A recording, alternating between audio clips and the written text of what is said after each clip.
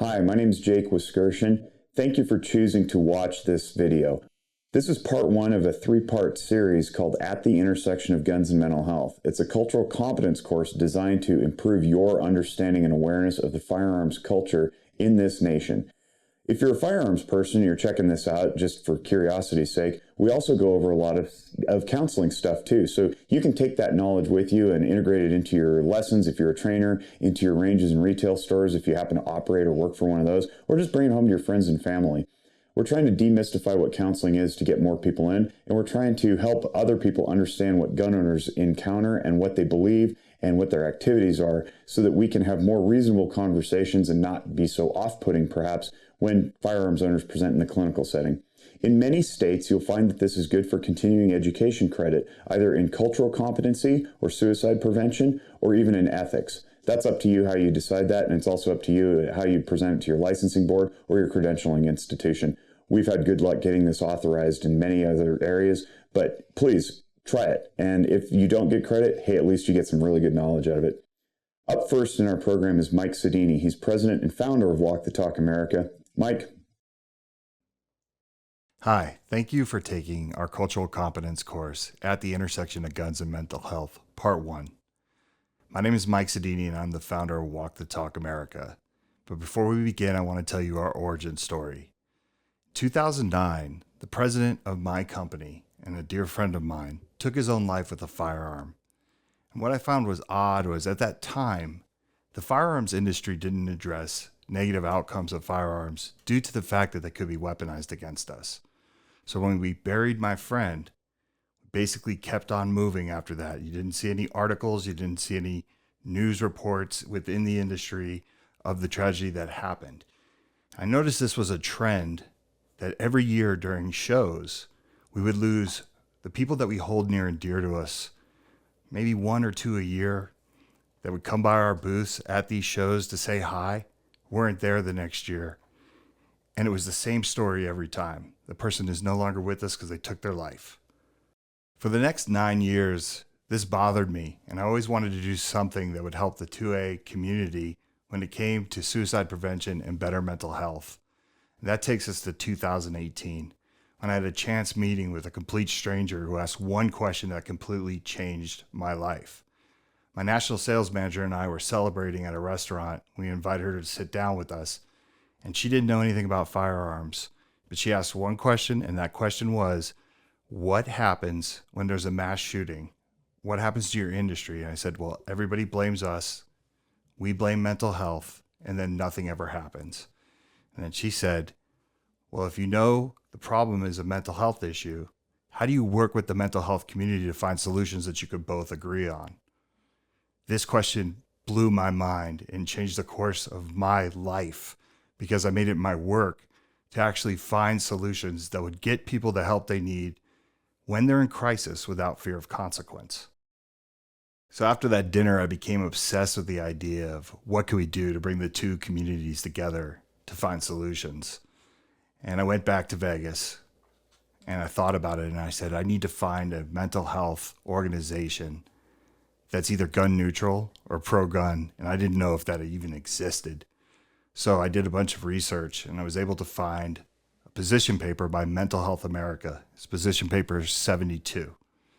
And basically it said, this is going to be an unpopular opinion amongst our peers, but we're going to stay gun neutral because we don't believe that you should stigmatize somebody just because they battle a mental health issue. And I thought, these are the people I definitely need to talk to. So I reached out to many of my colleagues and peers in the firearms community. And I told them about this idea. And I remember I got so excited that I wrote Mental Health America a letter, an email. And I didn't send it first, but I remember the first person I talked to about the concept of Walk the Talk America was my good friend and Walk the Talk America board member, Rob Pincus.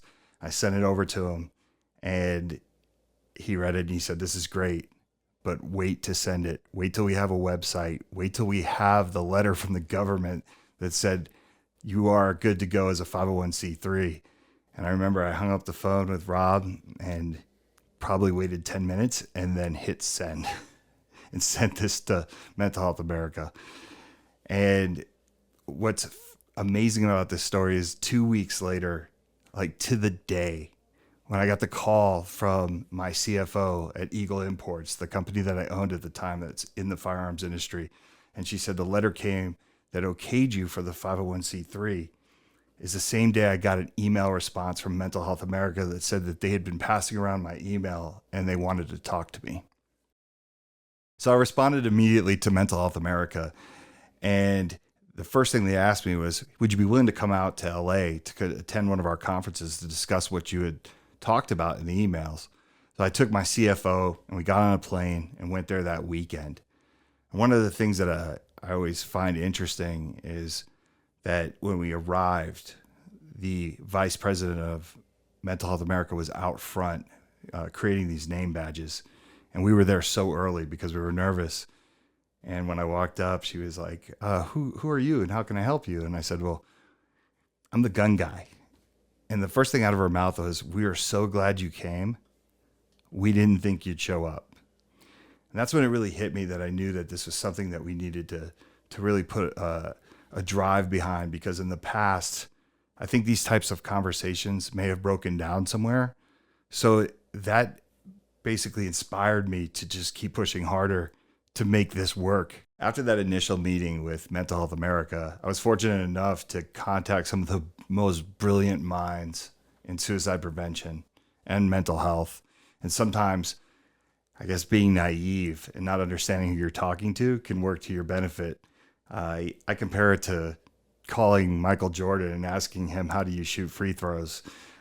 People like Dr. Jeffrey Swanson, who listened to my whole spiel about what I wanted to do and basically pushed me from looking for the next mass shooter to suicide prevention. Because in the beginning of Walk the Talk America, I really thought we were going to be able to solve the mass shooting issue.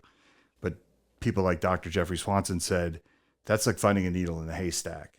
Really put your focus on suicide prevention, and you might be able to find that next mass shooter in that wide net you've casted. In the beginning, I had a lot of misconceptions about how we could solve some of these issues. And just like almost everybody in every walk of life, I thought maybe we could raise the money as the firearms industry and give it to the mental health community, and they can solve it with the programs that they have. And it was a really eye-opener the day that I found out that there are no programs. This has never been done before.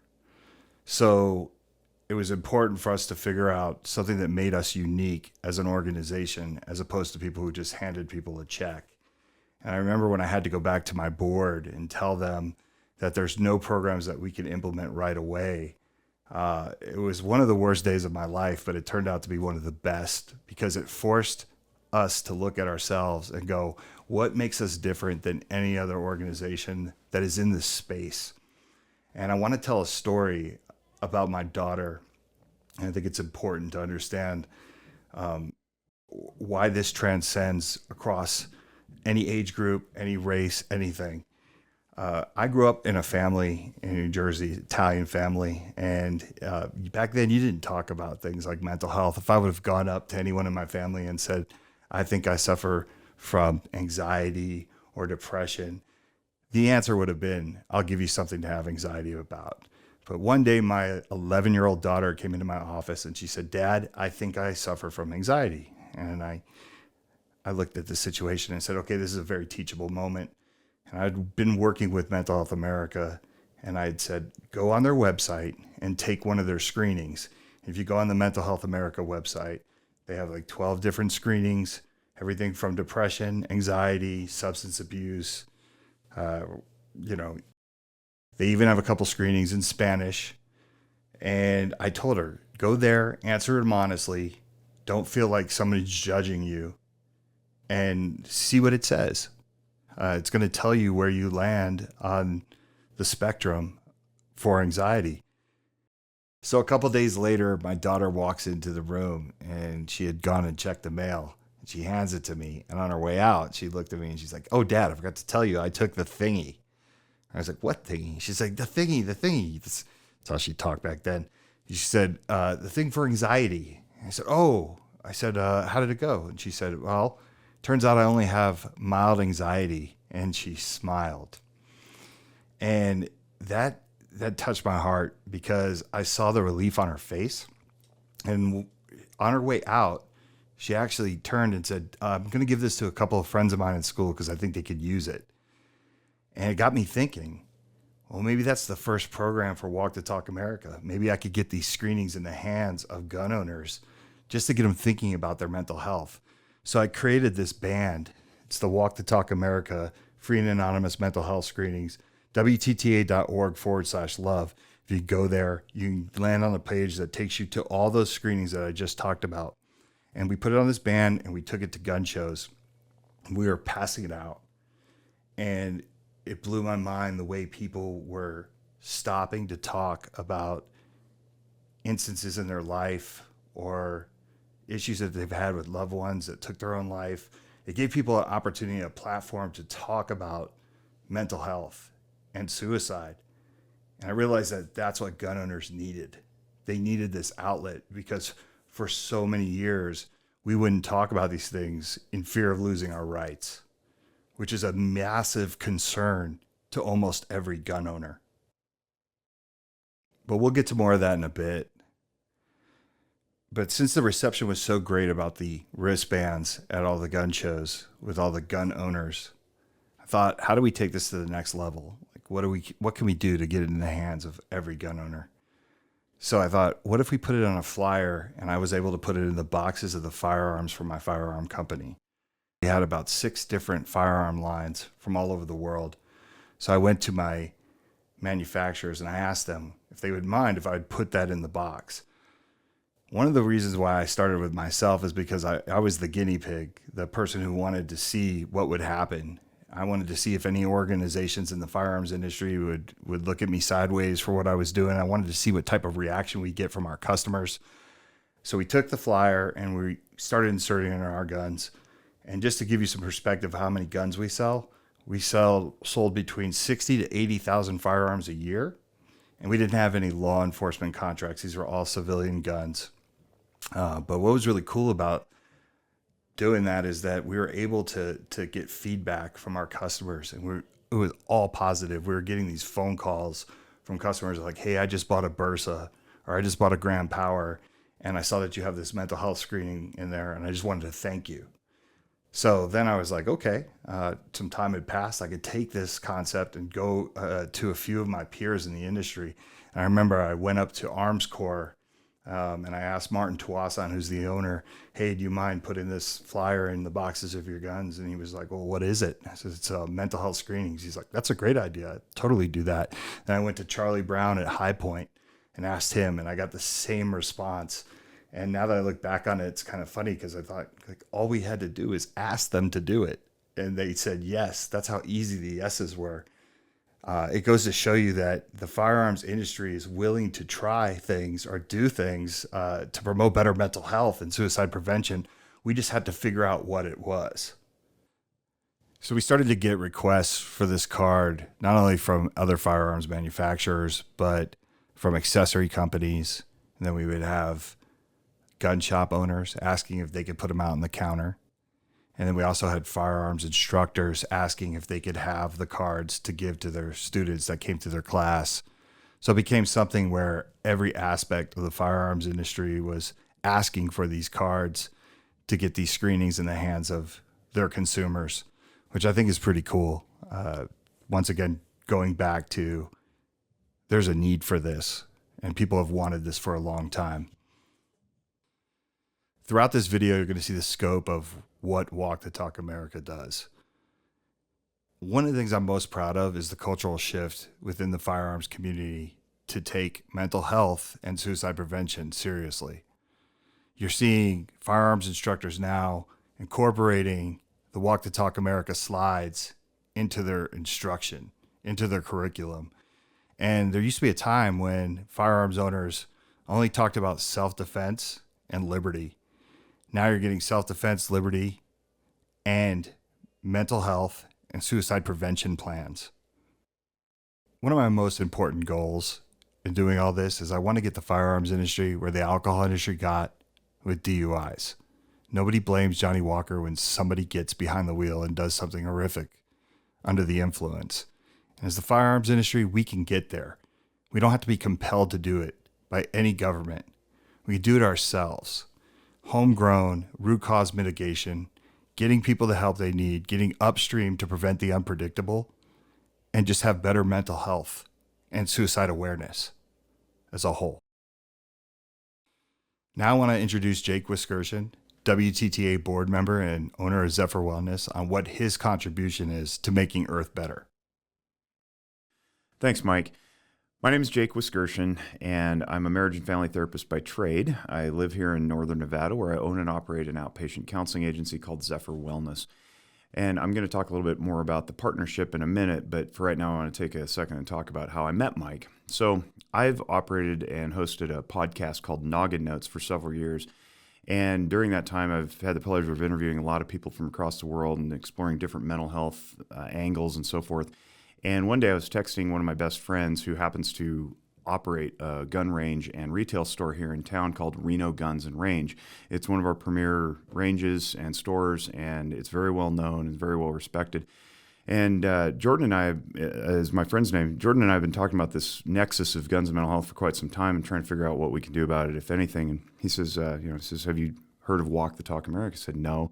So I looked up them and on the internet, and I said, wow, this is really cool, bridging the gap and so forth. And I said, man, I got to have them on my podcast. And them turned out to be Mike, more or less running a one-man show.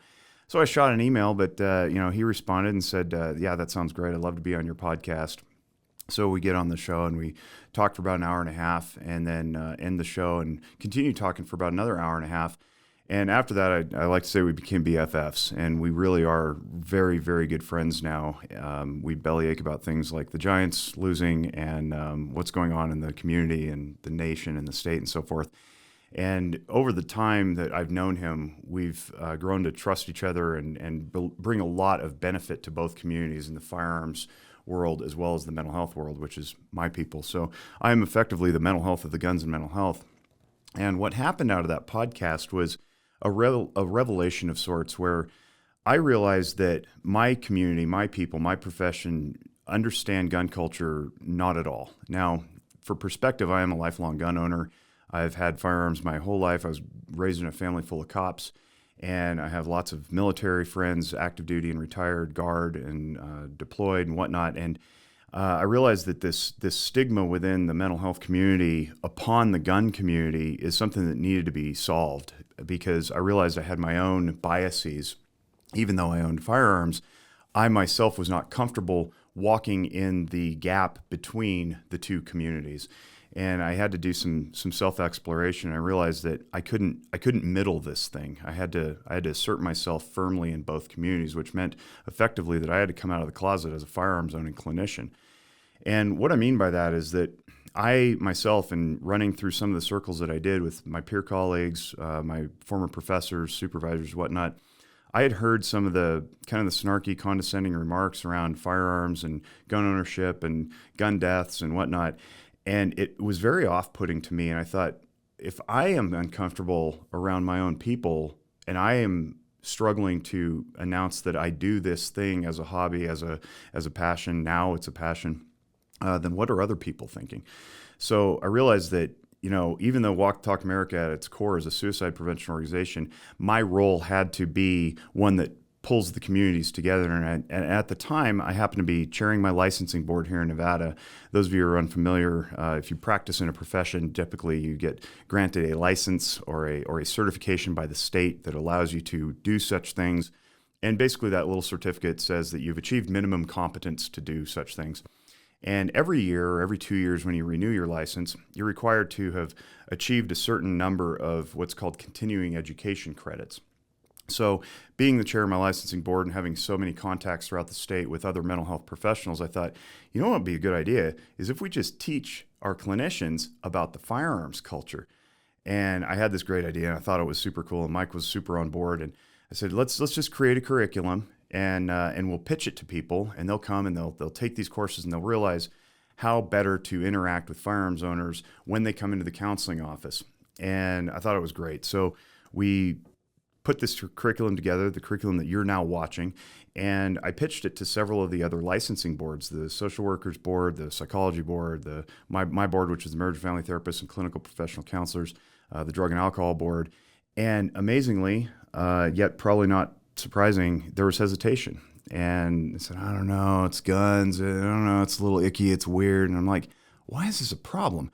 And I realized that my trump card, so to speak, was to cite statistics. So there's a Pew Research poll that came out in 2017 that suggests that about 42% of Americans either own a gun or live with one. Now, that's effectively half of our potential patient population that would come through the door, either owns a gun or lives with one. Now, that's a lot of people for us to be willfully ignorant about their entire culture. And that culture you're going to hear more about through both me and Rob Pincus, who explains it later. But I realized that if we're going to be effective in treating people who are in crisis, treating people who are not in crisis, who just want run-of-the-mill mental health services, and we're ignorant about how to use proper language or engage them appropriately, what we're going to do is we're going to end up pushing them away. They're not going to get care. They're probably going to get worse. And at maximum, maybe they end up taking their own life. And I have personal experience with this. So you heard Mike's testimony about his friend and the former president of his company who took his own life with a firearm. I have an uncle who took his own life with a firearm back in 1985.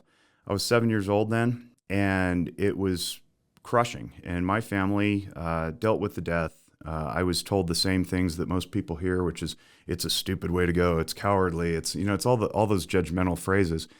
And we just moved on. We didn't talk about it again. And so that residue carries with me still today. But beyond suicide, I realized that if people are afraid to come into the counseling office because they don't want their rights stripped of them, and they don't want to face the stigma and judgmentalism that I myself felt within my own community, then things are just going to get worse. Marriages are going to fail. Conflict is going to increase. Bullying on the playground is going to increase.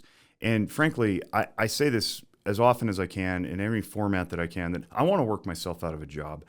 I truly am not tied to my profession as an identity. If I can help heal the community, both locally as well as across the state, regionally, and throughout the nation and maybe the world, then I work myself out of a job. Everybody's happy and healthy. I'll gladly pay my rent and pay my bills doing any other work. This is not my identity. I do therapy. I am a therapist now, but I can also be something else later.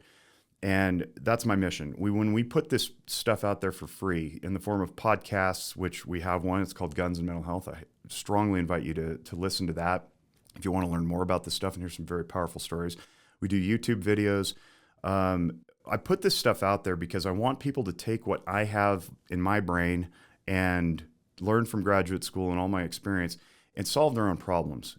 Take it into your homes, take it into your living rooms, take it into your schools and your businesses and places of employment, and stay out of my office. I don't want you coming into my clinic if you can solve your own problems. Now, we'll always be there, just like an auto mechanic is there to solve major problems with your car. But hopefully you can do the minor things like wash it and keep the oil changed regularly and fill it with gas. I analogize this to car culture, just like Rob will later in this video, because I think it's a very appropriate analogy.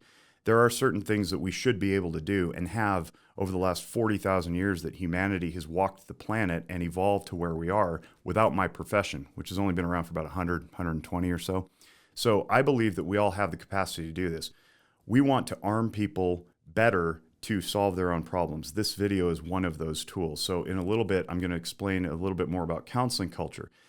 What we found in the cultural competence course presentation, creation, whatnot, is that we're not just training practitioners to be savvy about firearms culture. The flip side of that coin is we're also training the firearms community not to be scared of our culture, our profession. We want to demystify the counseling process so that people can come in and feel warmed and welcomed and solve their stuff in an intimate environment where they can be vulnerable and work through some of their problems. And I think right now, having walked the last 3.5 years with Mike and the Walk Talk America crew and a lot of the firearms community, is that understanding, that grace, that trust simply isn't there. So part of this video is going to be spent talking about counseling. Part of this video is going to be talking about gun culture, and a big part of it's going to be talking about suicide. So Without further ado, I'm going to launch into some statistics. But before I do that, I invite you, the listening audience, whether you're a firearms owner or a mental health practitioner or a medical practitioner of another kind, to think in your mind about a youth in front of you who may be ideating suicide. Do you know what to do? Now, I realize I've given you very little information, but that's all I want you to have right now. Do you know what to do with a youth who's ideating suicide? Well, let's get into some of the statistics. I don't think it's any secret that youth suicide as well as overall suicide rates have been steadily increasing over the last several years. And in fact, we have a new article just published in October of 2022 when we're filming this video, which actually points to a 45.2% increase. That's a 45% increase in the past 10 years of suicide deaths. That's completed suicides among adolescents in the United States. The most disproportionate increases occurred among the youths who are members of minority groups. However, we have to be mindful of the overall rates of suicide. So on your screen now, you'll see a graphic that shows suicide rates by age.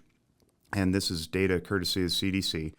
And it shows that in your median age groups of 15 to 65 is where the most suicides occur.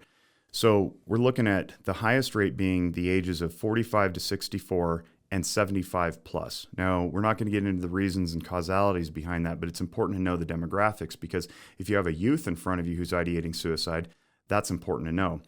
On the right side of the screen, you'll see that the male suicide completion rate is much, much higher than the female suicide completion rate. However, the age demographic is highest on both in that 45 to 64 group, except for the 75 plus, which we can debate why that is. But it's important to know because who are your most firearms owning demographics?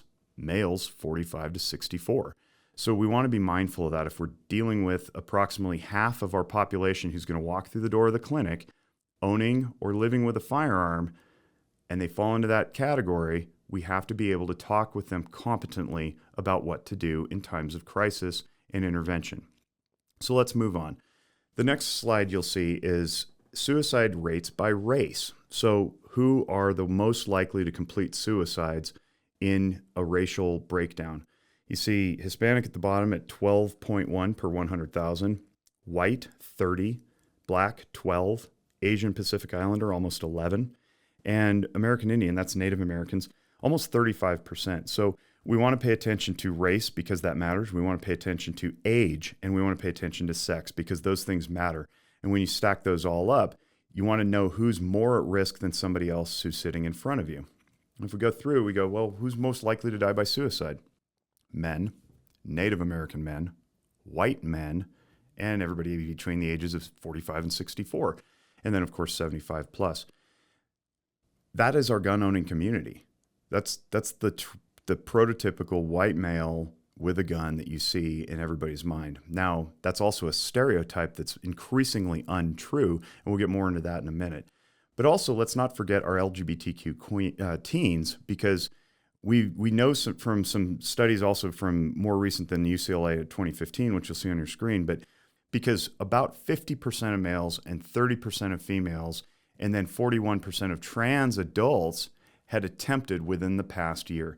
That is an extraordinarily high percentage when you compare it to the average non-LGBTQ population. We want to be mindful of this as we're sitting in front of somebody and we don't know how to talk about firearms in the home when they're ideating suicide. Let's move on. So we're still in the who's most likely to die, right? But we have some data from 2020 that indicate that while nationally suicide deaths dropped overall because there was the pandemic and the lockdowns, and there's lots of reasons for why the numbers dropped, those numbers are not necessarily true for the sub-demographics. So because whites comprise the bulk of people in America and whites as a number dropped, the overall suicide rates dropped. However, if you look closely at the bottom of the screen there, Native Americans were up 5%, young black females were up 30%. Young black males were up 23%. Female Asians were up 30%. Hispanic youth males were up 20%. Female youth Hispanics were up 40%. those are not going to be reflected in the overall rate simply because they don't comprise a large enough number. But those are now the people who are most at risk.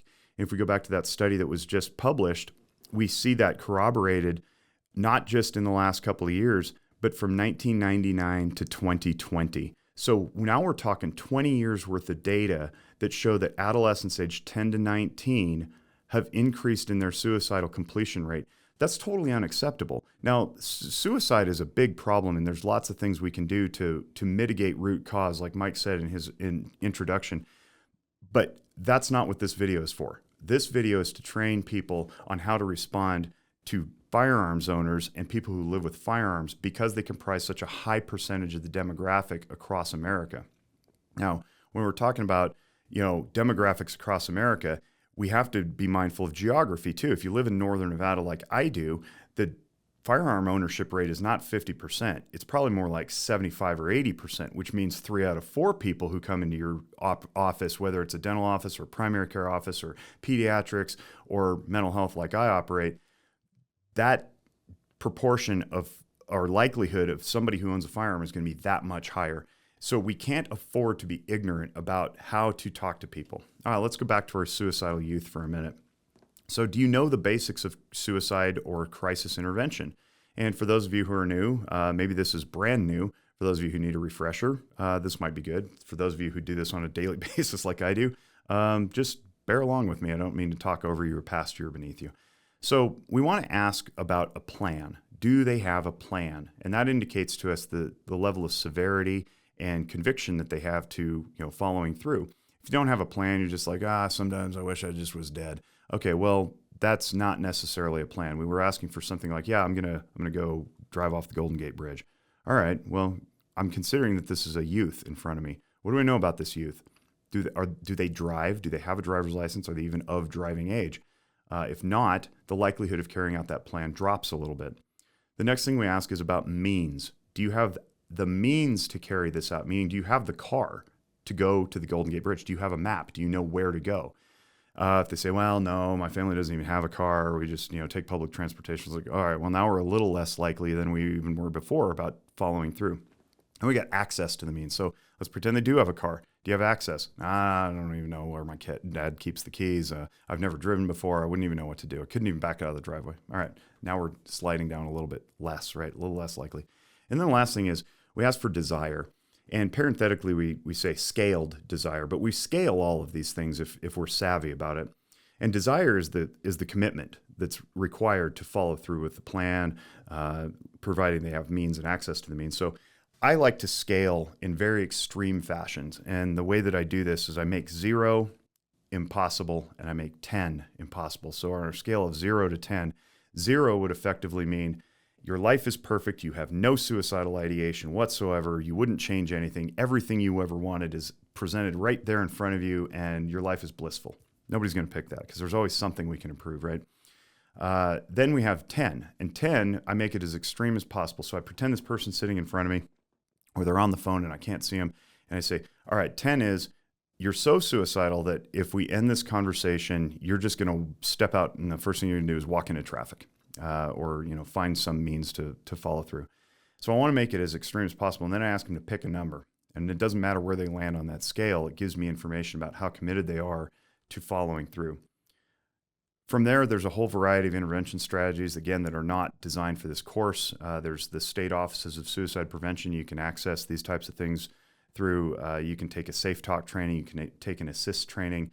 But the point of this is that if you're dealing with somebody who's in a crisis, your job is not to fix the person and their life. Your job is to regulate them back to pre-crisis state. If their life was fouled up before the crisis happened, your job is not to unfoul their life. It's to return them to pre-crisis state. And then refer them to somebody else who can take it from there and help follow through with unfouling their life and fixing the root cause of why they even got to be in that place in the first place. So what are some common methods of suicide? We'll continue with our little slide deck here. So you see on your screen here the percentage of suicide deaths by method in the United States. On the left we have female, and on the right we have male. As you can see, firearms constitute the biggest percentage of all of them. Now, in females, it's a little more stratified. You see 30, 30, 30-ish, and then other is that 10% balance. But in males, it's 55.9%. That's almost, 60% we're talking are completed with a firearm. Then there is the pie chart, which breaks it out. So you can see, again, a little bit different representation of how the suicide attempts balance against the fatal attempts. So an attempt that doesn't work, that is not successful, in other words, and I know there's language police out there who say, don't call it a successful attempt because then it's a reward. A success is a reward. No, I'm not getting into that. I don't care to split hairs about vocabulary. I care to communicate a point. And the point is, if you attempt and fail, you lived. That's a good thing. And we know that about 90% of people who attempt and don't complete go on to die by other means, meaning they don't attempt suicide again and die that way. So it's really important that we keep people from taking their own lives, because if we do, they have this introspection, they have this insight, and they go, I don't want to do that ever again. That was too scary. It embarrassed me. I'm full of shame, whatever it is. And they go on to die later on by some other means. That's good. But we see that 71% are attempted overdoses. That's a really high number. But if you flip to the other side of actual completions, overdose is only 12%. The biggest one, firearms, it's about 54%. And we know this across time. This hasn't really changed much. The reason for that is firearms are more lethal. It takes one bullet. We don't know how many pills it takes and what kind of pills, and that all varies by body weight and sex and all sorts of things. So we want to focus in on firearms because they are the most lethal kind of suicide attempt. They're most likely to be completed. We would be remiss if we didn't pay attention to access, because that's one of our themes in this presentation. So how do states compare? Now, I am mindful that these data are old. It's really hard to find more accurate data because these surveys are very expensive and they're time consuming, and sometimes they don't capture enough people. But when we break out from 2000 to 2002, we got high gun states, quote unquote, and low gun states. You can see that the percentage of adults with a gun at home in a high gun state, about half, 47%, versus low gun states at 15%. The firearm suicide completion rate is much, much higher. It's basically double at that point. So you got total suicides on the left of the high gun states, 12,000 for males, 2,700 for females. And then in the low gun states, 6,400 and 1,600. If you look at firearms, it parallels. So you got 8,400 for males in the high gun states, 2,400 for low gun states, 1,200 for females, 176. So we know that access matters. Now, however, Walk the Talk America has a very strong position on saying that we believe that the way to intervention and suicide prevention and mental health care is not through restriction. Now, that doesn't mean that access is not important. Access is very important, but we want to put that in the hands of the owner to control their own access. We don't need government interventions. We don't need policies. What we need is the ability of the person to be educated and choose for themselves what path they're going to take in order to restrict their own access, not to just say you're not allowed to have guns in your home or you're supposed to store your ammo separate from your gun or any of those other debatable things. We want to say access matters in a time of crisis. So take that home with you. Remember that access matters in a time of crisis. And unfortunately, laws and policies aren't variable by times of crisis. They're there permanently in law or code. So we want to be mindful of that. Let's take a look at law enforcement suicide. So on the left-hand side, we have law enforcement suicides, and then on the right-hand side, we have line of duty deaths. This runs from 2016 through 2021, and we have fairly accurate data, but they do continue to shift over time because, as the asterisks indicate, they are self-reported. So a lot of this stuff comes from the Blue Help website. You go to bluehelp.org, you'll find out about law enforcement suicide versus line of duty deaths. See, in 2016, suicides, it was the last time that suicides were below line of duty deaths, and you see the numbers just increase after that. What's really interesting is that in 2020, you see that the line of duty deaths jumped again and outpaced suicides, but 145 of those 264 were from COVID. And then again in 2021, 169 of the 283 are from COVID. So we're still seeing more police taking their own lives than they are dying in the line of duty. And line of duty isn't just a gunfight. Those are very rare, actually. It's automobile crashes, it's heart attacks in the line of duty, and this is not good. Like, we need to be tending to our professionals who are trying to protect us and enforce the law, because if we're burning them out to the point that they're taking their own lives, it leaves the rest of us unsafe. And we want to pay attention to that. And this is very close to me, and this is one of my own biases. Because I come from a family full of cops, I want to make sure that I'm paying attention to this. In another presentation, you'll see Brandon Casanelli, who is a law enforcement officer and a marriage and family therapist intern here in the city of Reno.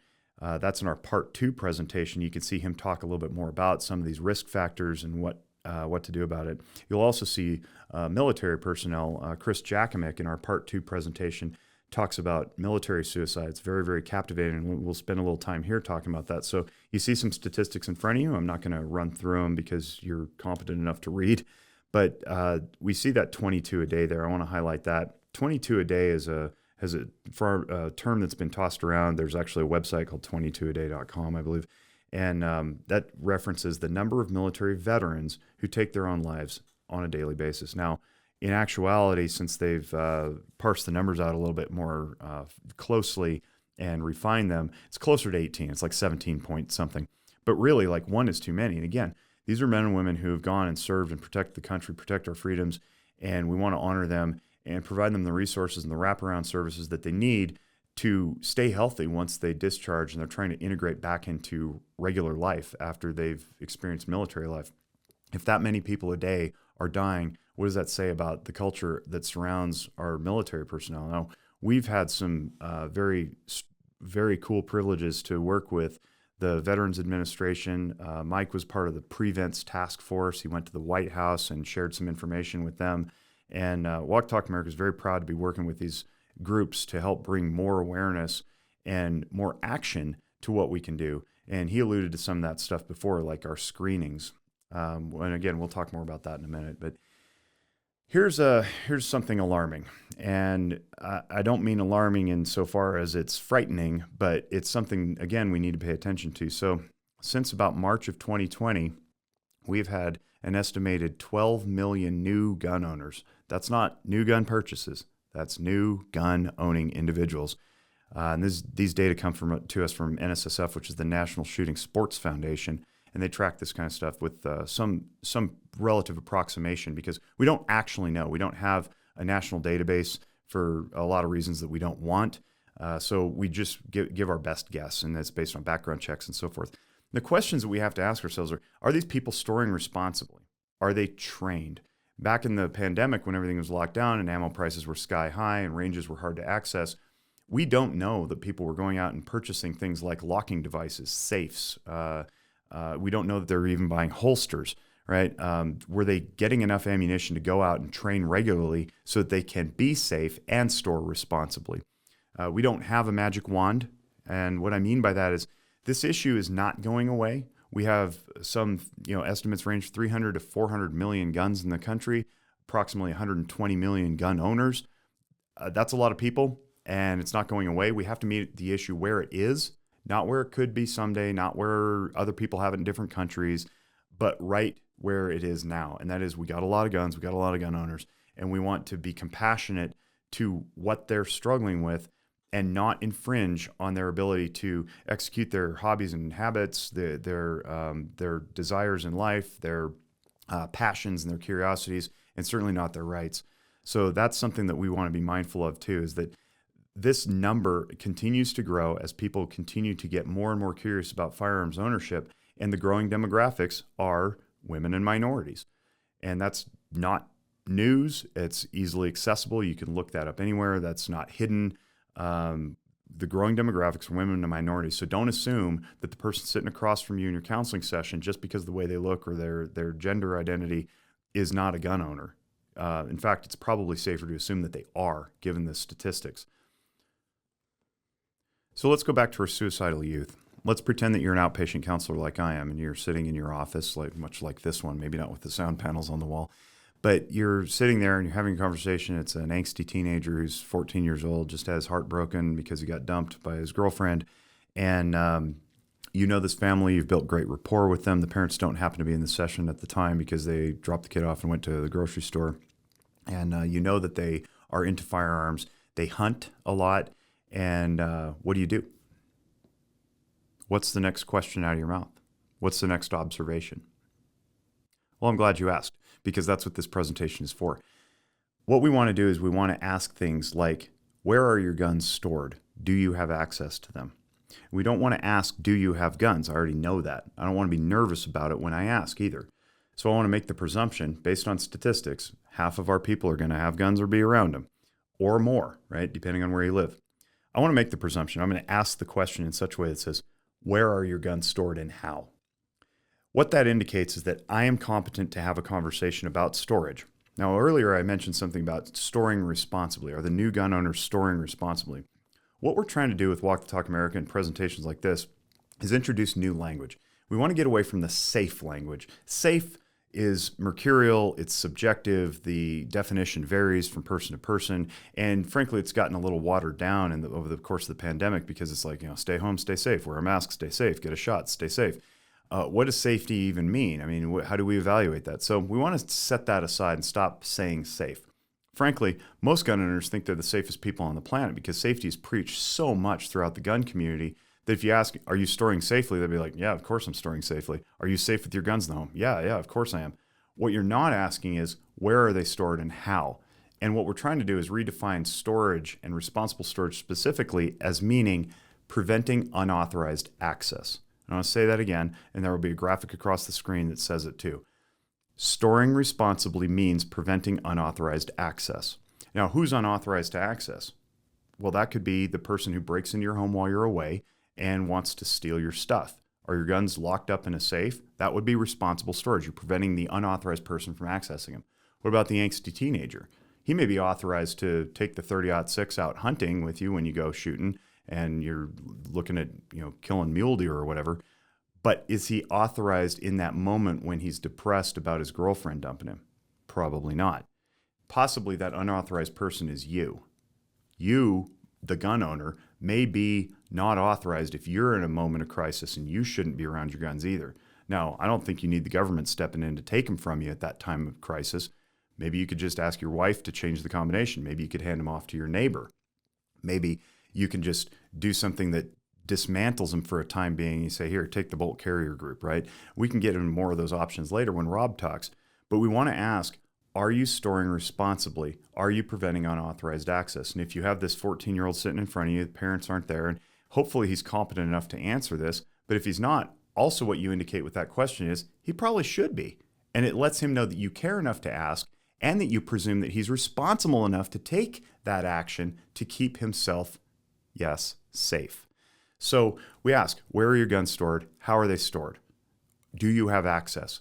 And hopefully he's honest with you, because if you've been effective at building rapport over these many sessions, he'll say, well, they're in the safe. I don't actually have the combination.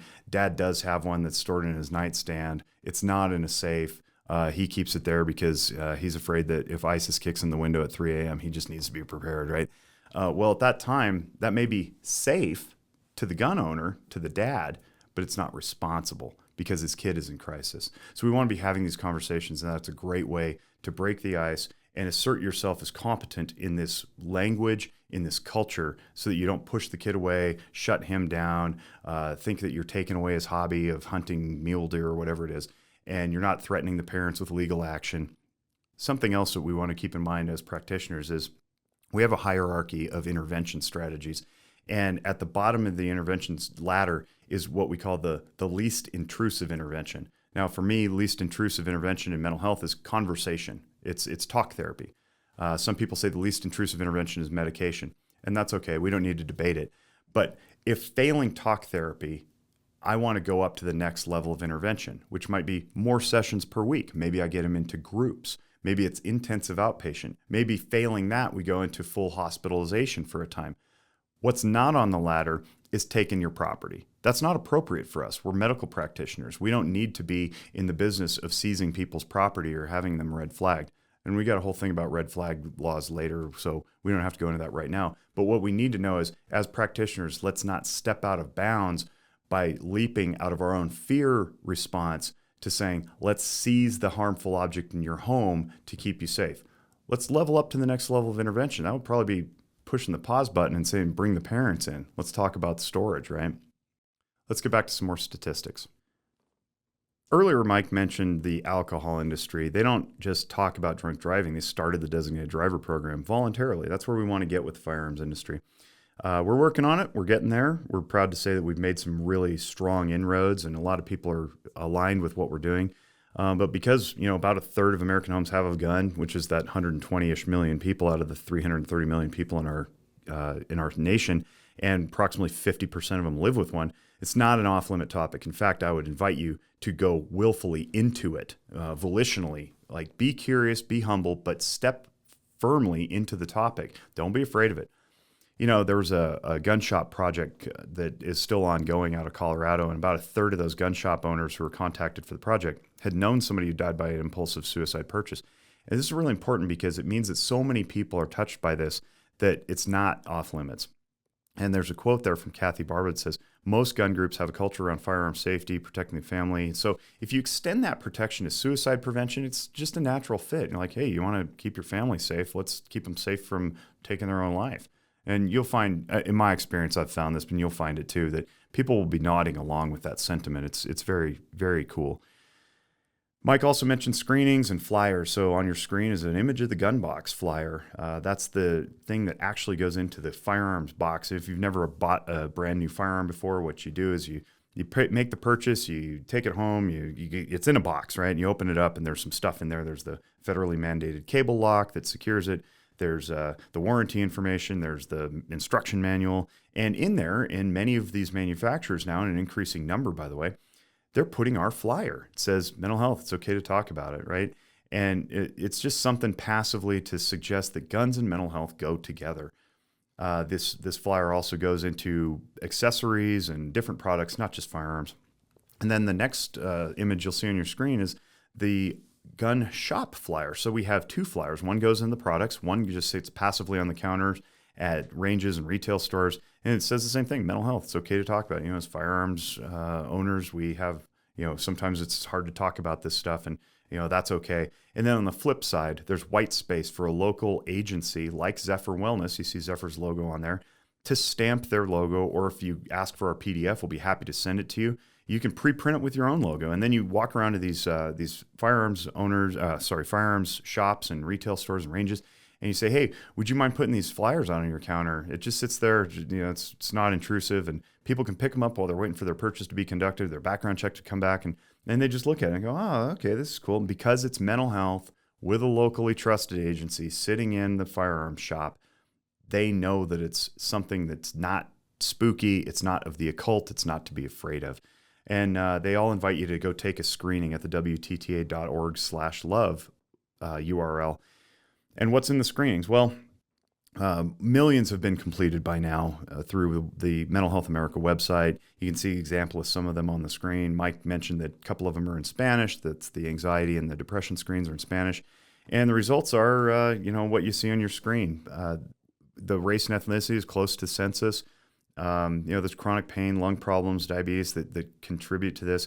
But what's key here is that about 35% are the ages of 11 to 17. That's our youth, non-adult youth. And then 32% are 18 to 24. So if you put those two together, you see on the pie chart there, that's 2/3 of the screeners are young people. They love taking these things. And that's why the wristbands are so important. You can hand wristbands out at schools, and it has nothing to do with guns. It just says, hey, take a free anonymous mental health screening. And kids love that. It's a great way to check in on themselves, just like Mike's daughter did that one time. What do we get out of screening? Well, it promotes recovery. If you take screens, you're more attuned to your symptoms. You're checked in on yourself. You know what's going on. You're better able to communicate with your provider. You can recognize when you're improving. You can recognize when you're failing. And you're just overall more well-informed and better able to manage yourself. So I want to talk for a minute about how we acquired the content for this presentation, the whole idea of it. Now, it turns out we're not the originators of this concept. There's a guy named Gianni Pirelli who deserves a very significant shout out. And he wrote a book called The Behavioral Science of Firearms. Now, Pirelli is a psychologist. He's a clinical psychologist in the state of New Jersey. And what he talks about is the way he created this book. And you can listen to Pirelli's interview on our podcast. Again, Guns and Mental Health. Look up Johnny Pirelli, Gianni Pirelli, and listen to his story. It's very, very cool. But in a nutshell, he says, I'm a psychologist. I do these evaluations for people who are going through stuff. And I kept getting asked for a gun eval. Now, apparently in the state of New Jersey, you have to have a firearms evaluation if you want to go get a firearms license or a card to buy one. And he didn't know what they were talking about. So he started consulting some of his colleagues and looking for literature on it and couldn't find any. So he said, well, I guess I have to create some. So what he did is he created essentially what amounts to a 600-page literature review that encompasses, the history of firearms all the way up to present day and some of the complications and some of the takeaways from his book and his influence on our work is that we need to be able to be conversant in this stuff if we plan to engage in the firearms culture. Now, you may be saying, I don't plan to do that, but I've already taken that excuse away from you because I told you that half of your clients are going to be walking through your door either owning them or living with them, right? So gun, firearms, the whole topic is absolutely on the table for everybody. And you run no risk at all by saying, where do you store your guns in a time of crisis? Because the person goes, I don't own guns. Great, we move on. But you run the risk of pushing them away if you fumble the conversation. So Pirelli says, if you want to be really good at this, you need to immerse yourself in some trainings. Now, at the time he wrote the book, there were no trainings. We created one just less than a year later. His book was published in 2019. 2019 was our first episode of this training.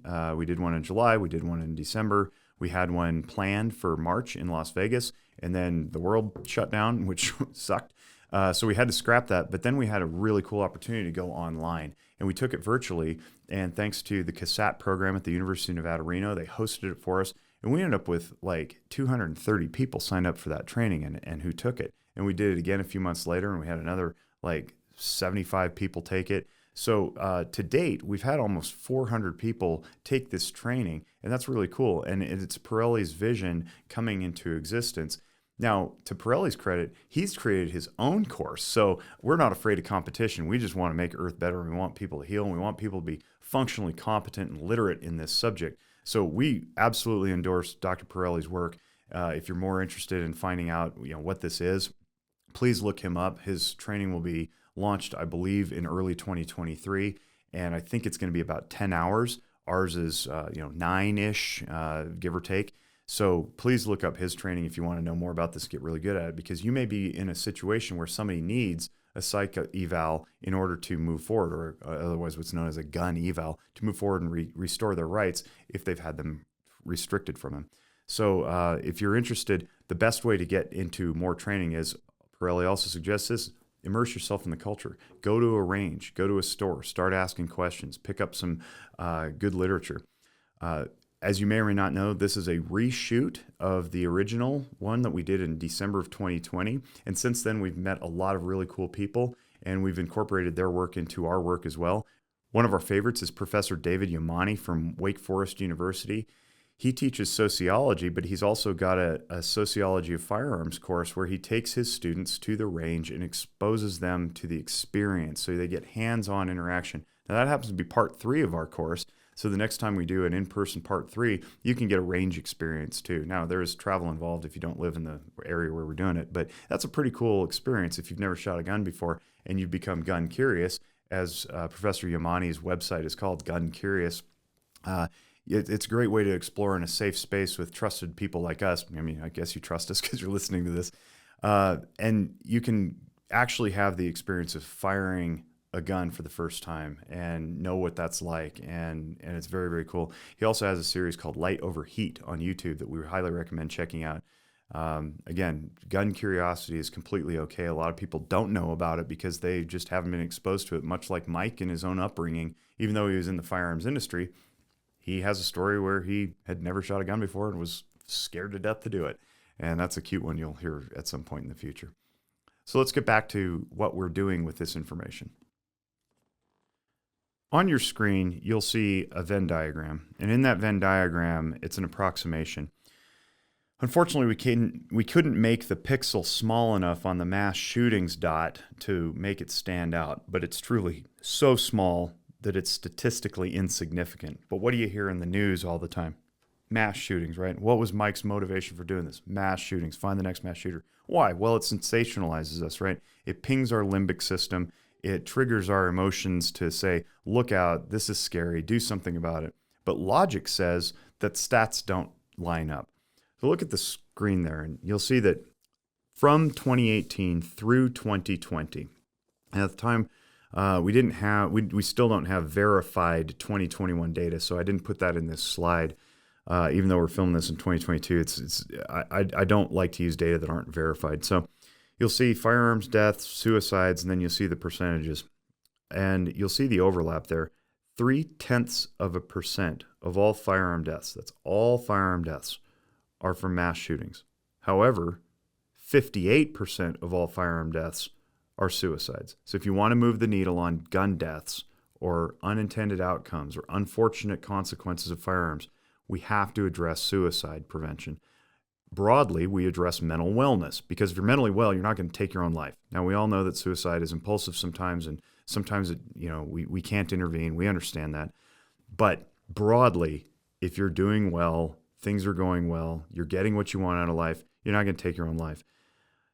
If you look down below, too, we hear a lot about the AR-15 bans and assault weapons bans and so forth. Well, mass shooting by rifle, you see 72 of the 112. That's 14% of the 0.3%, which is, it just never happens. You talk about firearm deaths by rifle, it's just not a thing.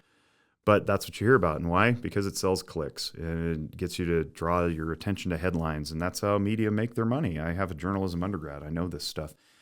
So if we know why people are trotting out the mass shootings and the school shootings and mall shootings in front of us and using it to, advocate for rights restrictions, we can say, well, maybe that's not going to be the most beneficial use of resources if we're trying to truly to stem firearm deaths. What we need to do is pour more money into access to health care. And a lot of it comes through this cultural competence training, so that when we access mental health care, the mental health care professionals aren't fumbling and awkward and judgmental with their language when dealing with the gun owner. This slide is shocking, and we like to put it in here because it's shocking. So the worst mass shooting in American history occurred in Las Vegas, Nevada, Mike's town, my home state. 59 people died. Now, you see below there, we have more than the worst mass shooting in America daily, because 67 people every day die by firearm suicide. We've got to do something about this problem. We put it up there to illustrate that mass shootings are not the problem. They are a problem, but the problem is this suicide by firearm. So what do? Well, we put space and time in the impulse moment between the person and the ability to carry out the act.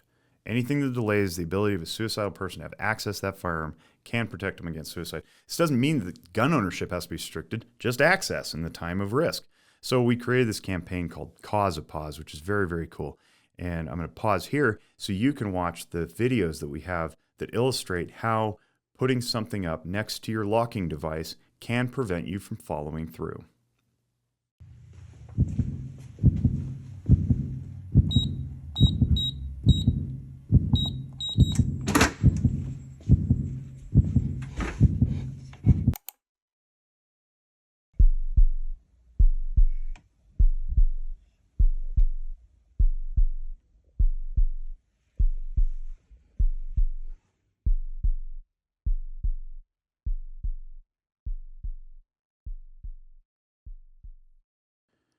A lot of the pushback from the gun community says something along the lines of, well, it takes time to get into my safe. I don't want to have my gun locked up in case ISIS kicks in the window at 3 a.m. and I have to, grab my gun and go engage, right?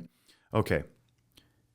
However, I invite you, and our whole team invites you, to train as hard accessing your gun in a time of need as you do putting lead on target. Think about that for a second. How often do you go to the range? How often do you take time with your grip and your stance and your defensive shooting? Lots, probably. Now compare that to the time you actually practice accessing in a time of crisis if ISIS does kick in the window at 3 a.m. What if you're stuck in traffic and there's a road rage incident? Can you access your gun if it's not carried on you? If it's in a lockbox underneath your seat, for example? Do you practice that stuff? Should you? Yes. And the way you do it is you just set it up the same way you do any other training.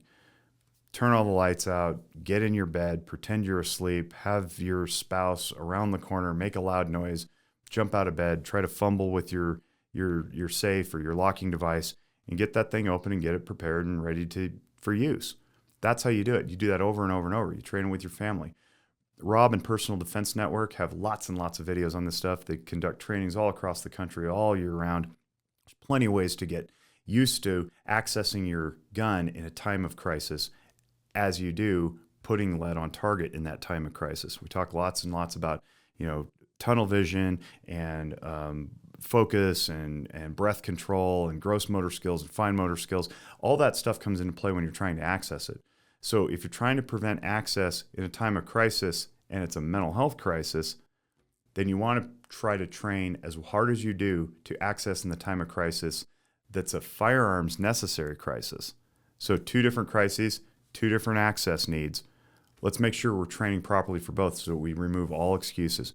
I don't know that anybody needs guns stuffed under their couch cushions or randomly staged on top of their refrigerator, especially if you got children in the home. Let's all get on the same page together, store responsibly, prevent unauthorized access, and practice as hard as you do retrieving your gun as you do when you're deploying it. All right, so let's go back to our suicidal youth. Now let's say that you've taken this course, you're highly competent, you know exactly what to say. Do you know enough about guns to talk to him competently and conversantly about guns, at least until his parents get back?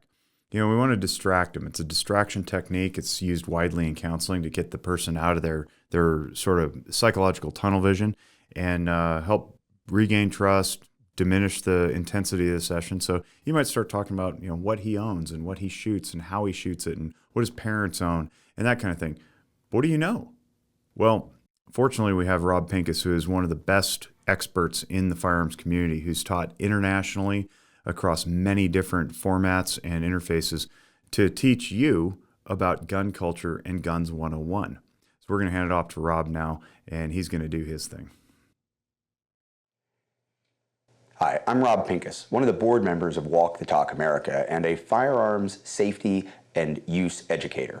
I've been working for over 2 decades to help people generally be better prepared to use firearms to defend themselves or others, but also spent a lot of my time helping people understand how to be more responsible firearms owners. What are the best practices for not only use, but also for the storage and, of course, controlling access by others to their firearms. These things are all incredibly important when it comes to being responsible and, of course, doing what we need to do as freedom-loving Americans that have access to guns and making sure that we avoid as many potential negative outcomes as possible.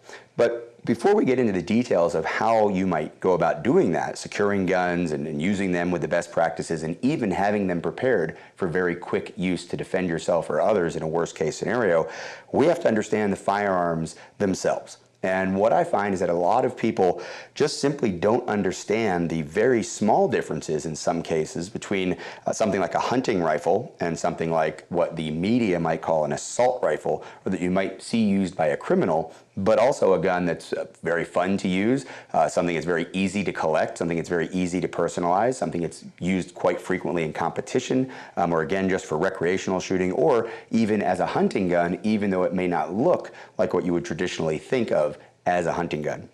So I want to go spend a few minutes with different types of firearms, maybe address some of the myths, address some of the concerns that some people have about firearms, mostly from outside of the gun community. But even if you are a gun owner, if you've done a lot of shooting, hopefully something in this Guns 101 presentation will help you understand firearms and maybe even their owners a little bit better. The first thing I want to talk about is the different types of firearms in terms of category. There's generally the handgun category, a gun that is meant to be fired, or at least designed so that it can be fired with one hand on the gun. Certainly a lot of times you'll see people put two hands on any of these type of handgun. We don't call it a hands gun, but generally when people are shooting it, obviously you have more control over the gun. It's more comfortable to shoot if you have two hands on it most of the time rather than just one, but it can be handled with just one hand. Putting two hands on the gun in the same place is really what makes this a handgun. There's only one point of contact. When we talk about teaching someone how to shoot, we talk about how to get a good one-handed or two-handed grip on this type of firearm.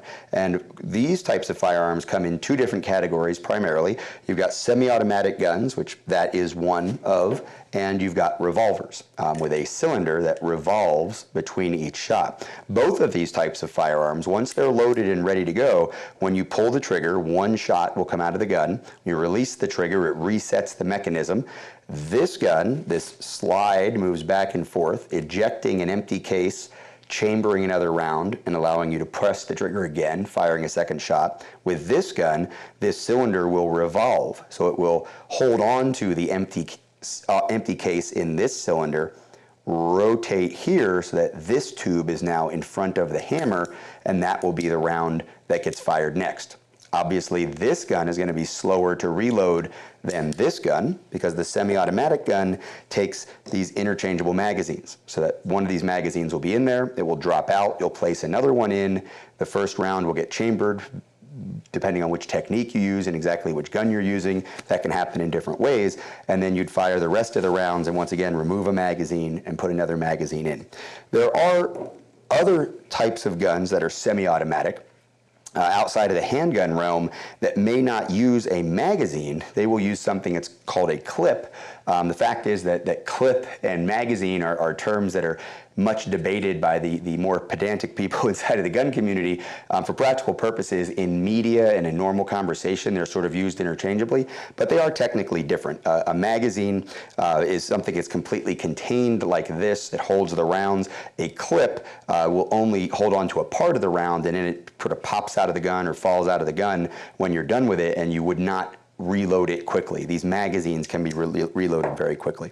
But that's not going to be in the handguns, that's going to be in the rifle area. So again, when it comes to rifles, there are a few different types of rifles as well.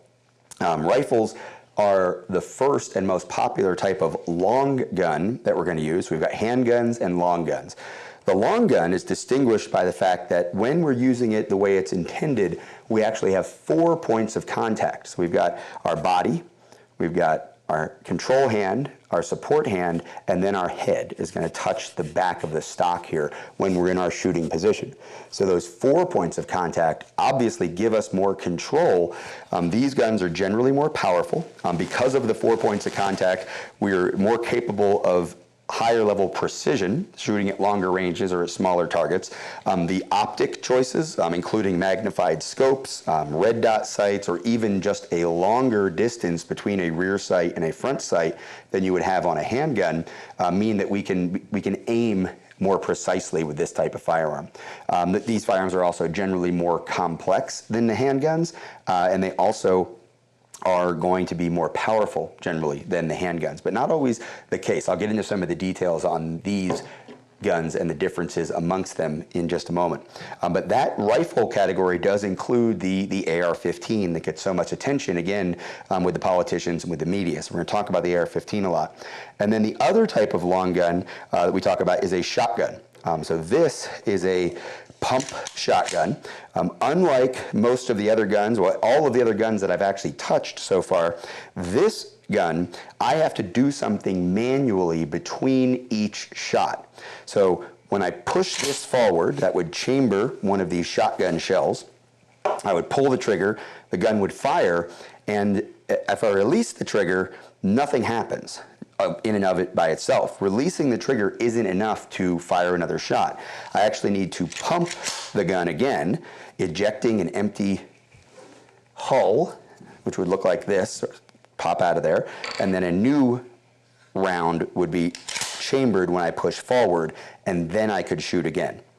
Now, The shotgun isn't the only type of gun that requires a manual action between each shot. We also have rifles that will require that. So you might have seen like a cowboy kind of lever action gun where someone shoots and then pushes a lever down that ejects an old round, pulls it back up, and then they can fire again. The Chuck Connors, the riflemen, back in the 50s and 60s, the cowboy action kind of movies and all the westerns, you saw a lot of the lever gun actions where the manipulation had to happen between each shot. Hunting rifles traditionally also need to be manipulated between each shot, and that's what this rifle is behind the little one that I picked up. And this is a bolt action rifle. And again, this is set up very typically for hunting. I've got my sling, so I can carry it around in the woods. I can go out to wherever it is I'm going to sit and hunt. When I get there, I have a box magazine, not a detachable magazine like we had with the handguns earlier. Now the magazine stays in the gun. It doesn't drop out, so I have to load this one maybe 4 or 5 rounds on this particular model. And then there's a bolt that operates above the magazine, pushing around into the chamber. I lock that, and then I can fire. To fire another round, I have to eject the old round, put a new round in, and I can fire again. And of course, this has a magnified scope, something that lets me see a little bit further and aim a little bit more precisely. So this is a very typical traditional hunting gun that does need to be manually operated between each shot. Now, that's several different types of guns, and there's some big differences amongst them. And again, just like I don't have a lever action gun, there's a few other types of guns that we don't have out here, but this is a really good overview. It is true that there are lever action shotguns. It is true that there are pump action rifles as well. Also inside of the shotgun, we have the breech type shotgun, which is going to break open with either 1 barrel or 2 barrels and need to be loaded by hand between each shot. Then it would be closed and we'd be able to fire again. So that gives you a general overview of the handguns and the long guns, and then within the long guns, the rifles and the shotguns. Let's go back to handguns, because handguns really are the most likely firearm that you are to come in contact with. If someone that you're trying to treat, someone that you're talking to, maybe someone that comes into your office, your clinic, or you're even in the public space, the most likely gun that someone's going to have is a handgun. There are almost 60 million people as of the fall of 2022 in the United States of America who can legally carry a concealed firearm for defensive purposes. And in 25 of the 50 states in the U.S., you do not need a permit. You don't need special permission from the government. If you already can legally own a gun, you can then legally carry that gun concealed in the public space. So that is almost 40 million people at last count that live under those rules. Then you've got another approaching 20 million people who actually have permits issued to them, and that's not even to count your security personnel or police officers, plainclothes police officers, off-duty police officers, hundreds of thousands of other people who may also be carrying guns in the public space. Well, they're probably not going to walk up to you carrying a hunting rifle or with a shotgun over their shoulder, but they may be carrying a handgun, probably concealed for personal defense, and you'll probably never know about it, and that's exactly how it's supposed to be, right? They only bring that gun out if they need to defend themselves or others, possibly including you, in a worst case scenario. The most typical types, as we talked about before, of handguns are going to be your semi-automatic handgun or a revolver. Now, traditionally, if you go back 20 or 30 years, many more people than today were carrying revolvers for self-defense. They're seen as being very reliable. They're relatively small, and the types that would be carried for defense. They're powerful enough to be trusted for defensive use, and they're relatively simple to use. Now, they do require more hand strength to use than a typical semi-automatic gun, a modern, what we call striker-fired semi-automatic gun. But the hand strength has never been seen as a big issue to overcome. The simplicity of pulling the trigger, the gun goes bang. Don't pull the trigger, it's hard to set this gun off as a double action revolver. I can smack against this trigger. This is not something you would want to do as far as a gun safety issue, but that trigger is just not going to move. It needs to be pulled, and I'll just quadruple check that this is empty.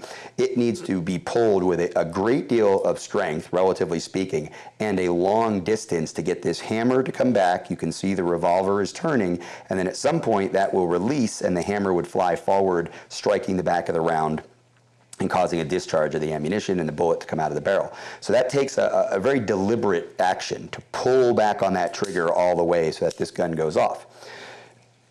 When we think about a semi-automatic type firearm like this one, this is actually a Ruger 22 caliber gun. It shoots a very small round. Hold that close to the camera just so you get some idea of how small that round is. Compared to that little revolver that I was just holding, this is the round that revolver shoots, obviously much more powerful. The powder inside of that case is what propels the bullet. So much more powerful a powder charge and a much heavier bullet, which is going to do more damage to whatever it strikes. This 22 is the type of gun I grew up with. I actually grew up with a gun very, very similar to this one. The gun I shot the most, probably from the time I was 8 years old until I was 15, would be my guess, was a gun very much like this. And if you watch this trigger motion, you can see it's very light and very short. So a quarter or a fifth of the amount of pressure that I put into that revolver and very, very little travel distance. So when I say it's harder to shoot that revolver than it is the semi-automatic, that's what I'm talking about. But this gun would be very easy to shoot in terms of recoil, right? So you think about that powerful round going off inside of this gun, relatively lightweight. These probably weigh about the same, but that's a much more powerful round. You would have much more concussion, more blast, more noise, and more force coming back against your hand.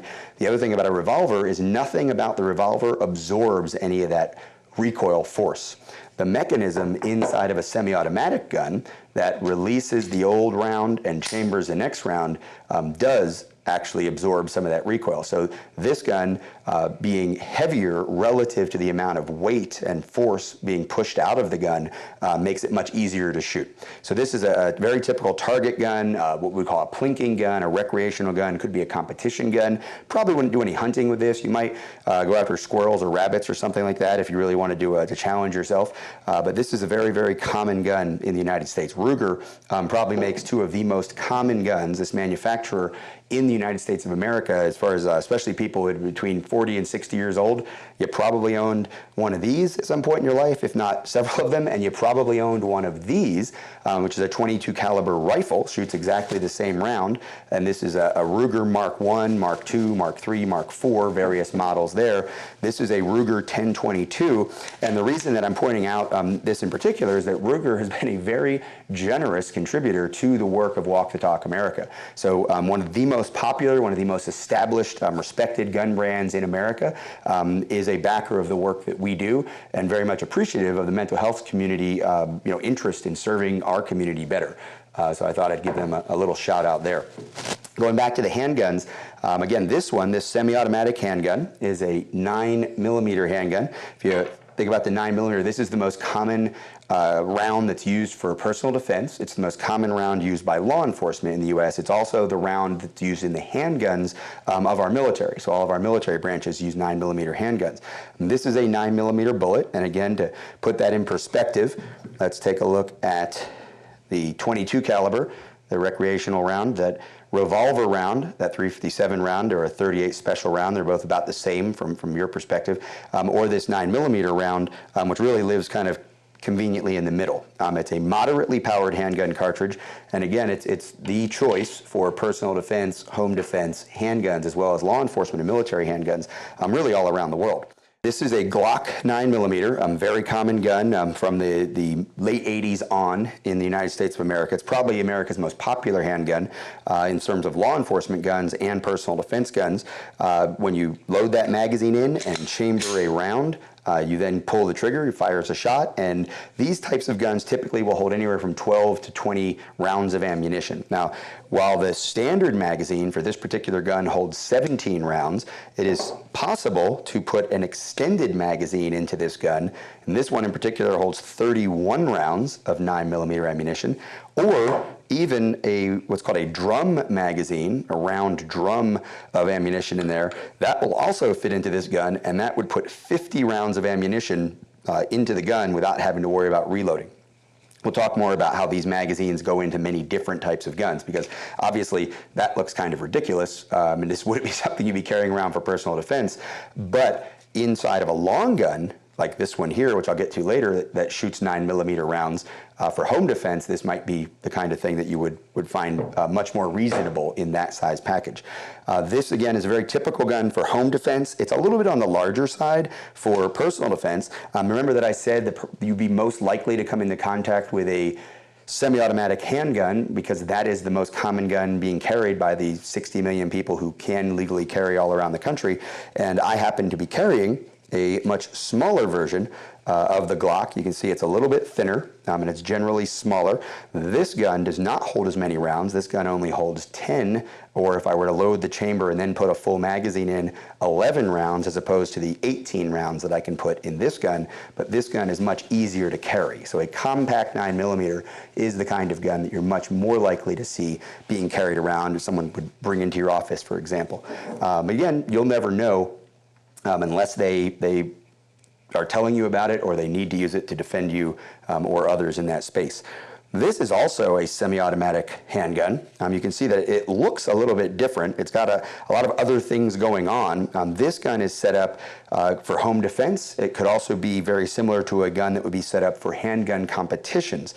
And the major difference when we look at this, there's really two things here that are dramatically different about this gun. One is that it has a flashlight attached to it. So that law enforcement is very, very common that they will put a light on the end of their gun, so that if they're searching for someone, or if they're having to go into a dark house or in a dark space and tell someone to comply with their orders and come out with their hands up, kind of a thing.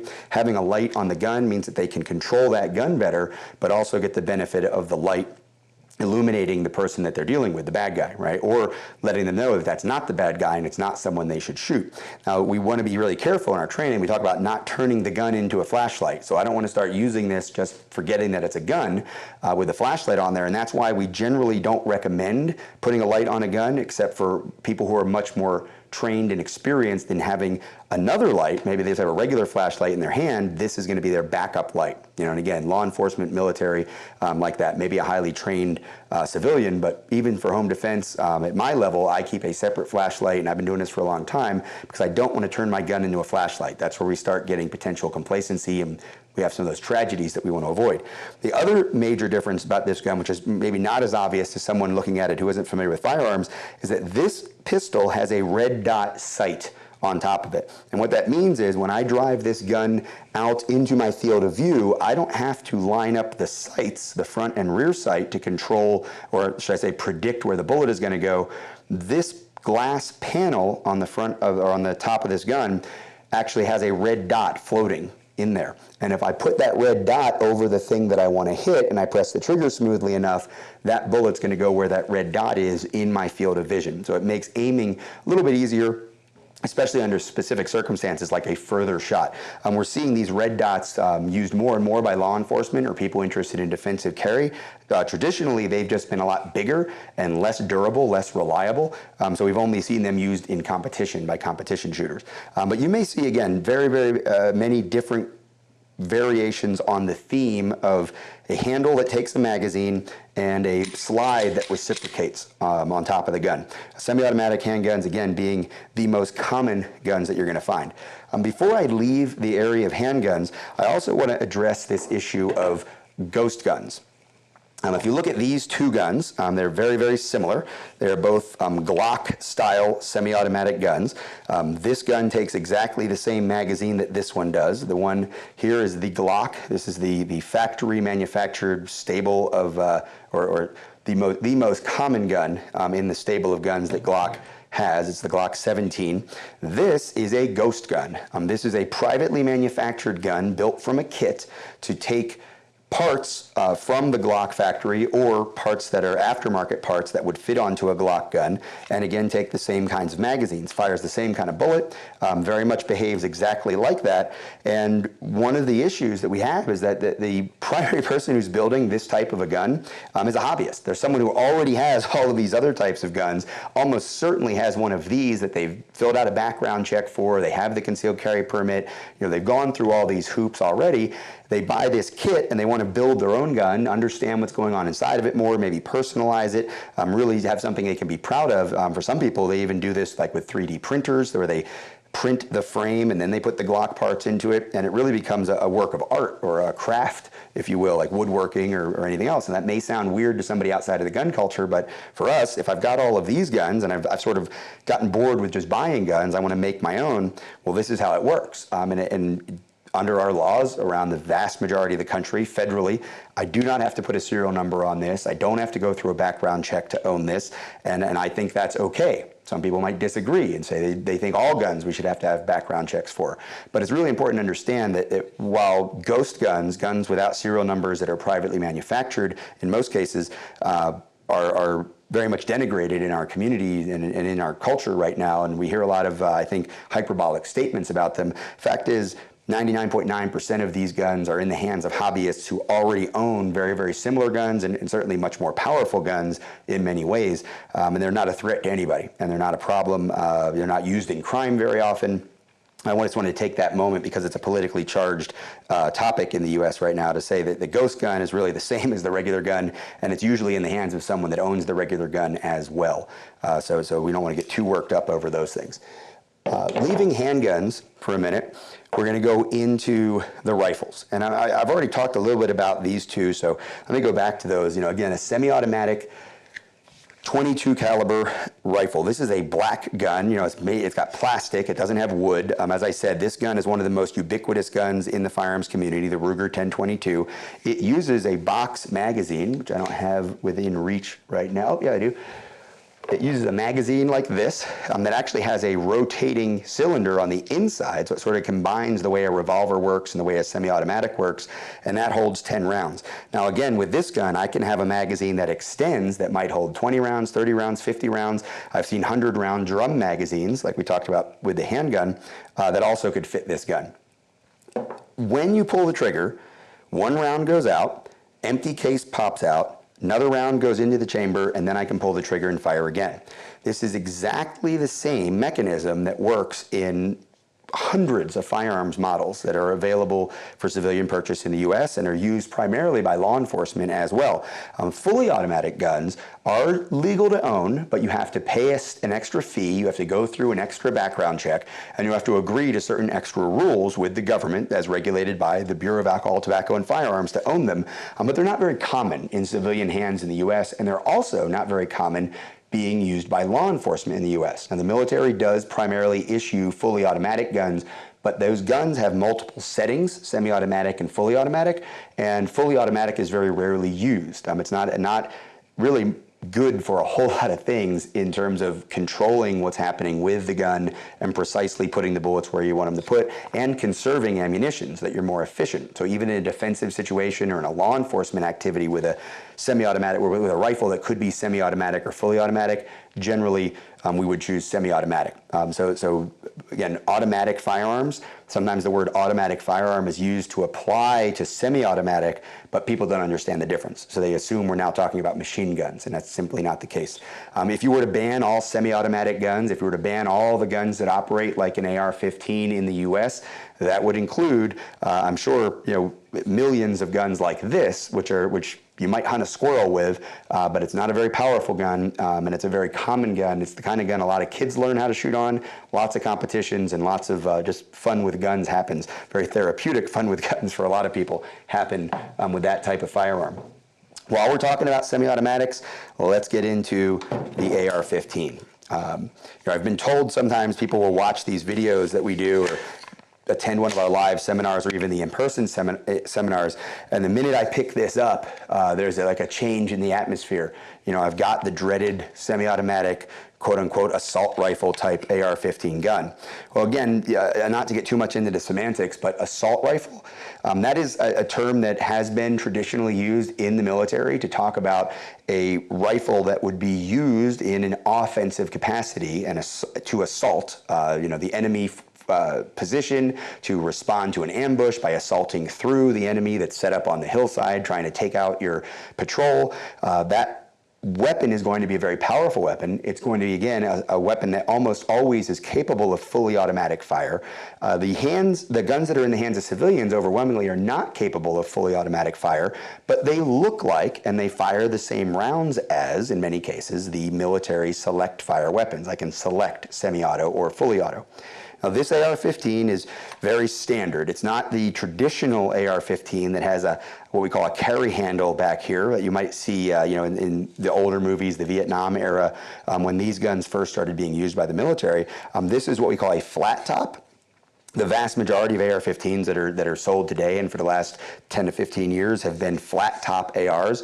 There are approximately 40 million of these guns in circulation around the U.S. in the hands of millions of responsible gun owners. They are used very rarely in crimes, but they are used at a higher percentage of time in the tragic mass shootings, the spree killings, the mass murders that make the headlines. We do see a lot of these show up. But again, it's sort of like there are more Honda Civics and Ford F-150s involved in traffic accidents than there are Ferraris, right? Because there aren't that many Ferraris out on the road, but there's lots and lots of F-150s and Honda Civics. The AR-15 is the same way. If a criminal is going to break into somebody's house and steal a gun, there's a really good chance they're going to come away with one of these. If a criminal goes somewhere to buy a gun for malicious intent, the guns they're going to see for sale today are going to look more like one of these. So it's not so much I don't want that gun, I don't want that gun, that's the gun I need because it's the only one capable of being used in a crime. It's just statistically this gun is more common. While this may trigger some emotional feelings when I pick it up and I start holding it and I show it to you and we talk about the safety selector, this is going to fire and now I could press the trigger, and much like this Ruger 22 target pistol, it's a very light, crisp trigger, very easy to shoot. I talked about it having a flat top. This one has sights that are far apart, which, as I told you earlier, means that I can have a higher level of precision because if they're close together, there's more variable. The further apart they are and the narrower this diameter, when I'm looking through that peep sight back there with this eye closed, looking through that hole at this top of that post and putting it over my target, these can be very accurate guns. But something you should know about this particular gun, it shoots the same little 22 caliber bullet that we've been talking about all along in the recreational guns and in the target pistol. This is a 22 caliber AR. The AR-15, when we hear in the news media that how incredibly powerful it is and how it shoots at super high velocity and you can blow lungs out or decapitate people, the vast majority of AR-15s do not fire what any gun owner, anyone who's an expert in the field of firearms would consider a powerful round. There was a shooting in Illinois in 2022 during the summer where a police officer made the statement right after the shooting that they weren't sure what type of gun was used, but he knew it was a high-powered rifle. And it kicked off a huge debate in the gun community and conversation in the media about what does it mean to be high-powered. I don't want you to mishear me. The rounds that are generally shot out of a typical AR-15 type firearm, which is what I'm now holding, a gun that is designed to fire a mid-level rifle cartridge, the 223 or 5.56 millimeter. This is the round that's primarily issued by our military and used by our military, but not around the world. The rounds that are issued to most militaries around the world are actually more powerful than the 5.56 and 223. They are heavy. They shoot heavier bullets at a higher velocity. They are definitely more lethal than this round is.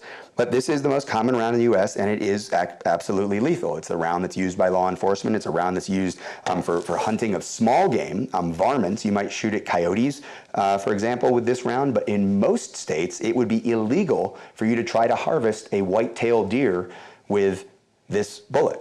This bullet is not powerful enough. According to the Fish and Game, Department of Natural Resources in most states, you cannot hunt the average deer that you see standing on the side of the highway, a cute little animal. This round is not considered powerful enough to ethically use to hunt them. And yet we hear on the media about how powerful it is. Now, again, I pointed out that this AR-15 shoots that tiny little 22 round. This is a typical AR-15 that shoots this mid-caliber, mid-powered caliber round. There are AR-15 style firearms that shoot much larger rounds, much more powerful rounds. So when someone says an AR-15 is capable of X, Y, or Z, 0.5% of the ARs manufactured in the US probably do shoot rounds that are more powerful than the typical one.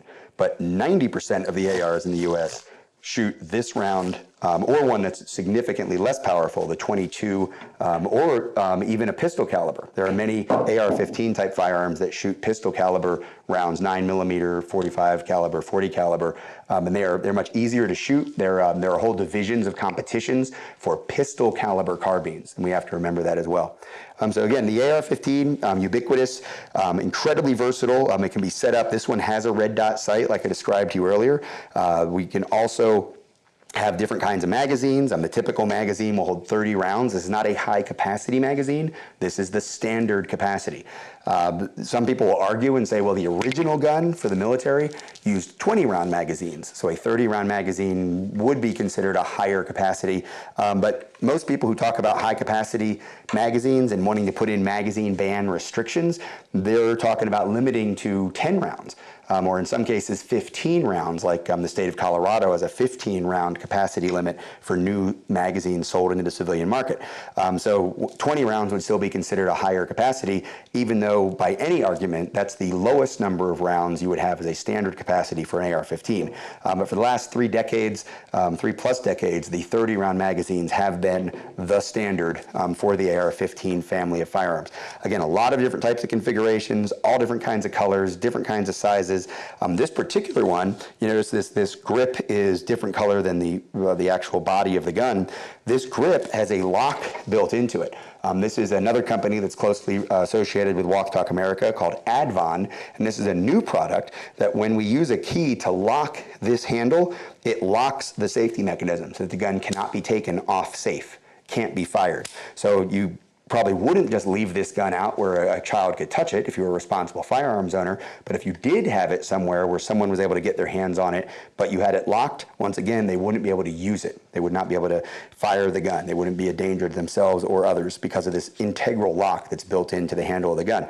Now that's something that I personally, and I think Walk Talk America feels personally or feels professionally and as an entity that this should be an option, absolutely should be an option if people want to put it on there, but these kinds of things shouldn't be government mandated. It increases the cost and it potentially makes the gun less reliable if these aren't high quality parts. And of course, if it's a high quality part, it's going to be more expensive. And now we start getting into restricting people's rights. So while I point out that this is on here, I also want to point out that that doesn't mean every gun should have one. And certainly it's not the case in the US that every gun has one. So moving from the AR-15 up to a much more powerful gun, which is one that I held earlier, this hunting rifle. And I did pick up this round. This round is what our military used through World War I and up into World War II. We were using a much more powerful round than the one that we use today. Even the round that is in between these two, this is a 30-06. This is again the 22 caliber. It's a 223 Remington or a 5.56 millimeter. This is a 30 caliber round, the 30-06, and the 308 is in between them. That is also a round that has been used by our military. The M14 used that round. But going back, when you watch Saving Private Ryan and they're shooting the gun and they fire a certain number of rounds and you hear a ping and that clip pops out that I mentioned earlier, that disposable clip, these are the rounds that were in those guns. Those guns were much heavier than the AR-15 and obviously shot a much more powerful round than the AR-15. Well, that round is a very popular hunting round in the United States, and it's very typical of the kind of round that's going to be shot out of a gun like this. It's important to note that the bolt action, the short, crisp trigger, the 4 points of contact, and the magnified scope with the reticle inside of it, these are all also features of quote-unquote sniper rifles. So when you think about someone, as a sniper, as this potentially, nefarious person who's hiding on a rooftop or on a tree line or in a hill, on a hillside and shooting into a crowd or shooting at an assassin, sniping at someone, basically what you're talking about is hunting. And obviously that could be a very criminal, tragic, malicious, negative outcome of a gun that's very powerful and very accurate. They could kill someone from far away. Relatively slow to fire compared to a handgun or the semi-automatic AR-15, but much more powerful. In the hands of law enforcement and military snipers, these types of guns save a lot of lives because it allows one person to be far away from the enemy spot the enemy potentially attacking some of our troops or attacking a compound or attacking a checkpoint and take them out very efficiently from far away, just like we do when we hunt. You know, we see a deer out in the woods and we can very ethically and efficiently put that deer down and then you know, maybe put the trophy on the wall, but definitely put the meat in the freezer too. So these guns are very powerful, very accurate, and if we were really going to say, well, we don't want the powerful guns to be out in the civilian hands, we don't want the guns that can penetrate body armor to be out in civilian hands. We don't want the guns that can kill people with a very high level of lethality or efficiency because they're so powerful in civilian hands. This would really be the gun that you're talking about much more than the AR-15 at the end of the day. So we need to keep that in mind as well. So the bolt-action hunting rifle, again, very, very common. The last thing I'm going to talk about in terms of rifles is this gun. Now, this gun is one that uses the same magazines as the Glock. It's a 9mm pistol, technically, but you can see that the way it's configured, I'm going to have my 4 points of contact with this gun, just like I did with a rifle. Now, the reason this is a pistol and not a rifle is just a nuance of the convoluted gun laws in the United States of America. For practical purposes, this is used very, very similarly to a semi-automatic rifle, but because it's technically a pistol, this device back here is technically a brace, a pistol brace, and not a stock. But again, when you talk to gun owners and they complain about the laws in the U.S. and the fact that they're incredibly restrictive and they're sometimes vague and they're very convoluted and they overlap and potentially even contradict each other sometimes from state to state or from federal to state. Municipalities even have their own laws in some states. There aren't state unified laws. You can get things to be very confusing very quickly. And sometimes we see people run afoul of the law with absolutely no criminal intent simply because of the parts or the pieces that they put on their gun at any given time. You know, some guns are only legal, or some parts, accessories, are only legal on rifles. Some are meant for pistols. You put them on rifles, you probably aren't breaking the law, but the ones that are meant for rifles that fit on pistols could put you in a position of breaking the law. And it really all goes back to the 1920s and gang warfare. It was seen as a potentially threatening to law enforcement that a gangster in a trench coat could have a rifle hidden under his trench coat and very quickly bring it out and use a powerful gun to hurt law enforcement or to defend their illegal, alcohol operation. And so the National Firearms Act made short-barreled rifles illegal in the U.S. And that's why this is technically a pistol and this is technically a brace, even though it's going to be treated operationally out on the range or for home defense or even in competition very much like a long gun. So some insight into the nuances of gun law and how confusing it can be. And that gets us back to the shotgun. So this shotgun, you can see it's got a very long barrel. This one is set up for duck hunting or maybe trap shooting, but any kind of bird hunting, you're going to want a longer barrel. And what happens here is you can see written on this side, maybe it says number 8. That means it has a certain size of shot inside of this hull. There are in this particular load size, and this is only a 20 gauge, my guess is there are probably about 200 pellets inside of this, but they're incredibly small pellets.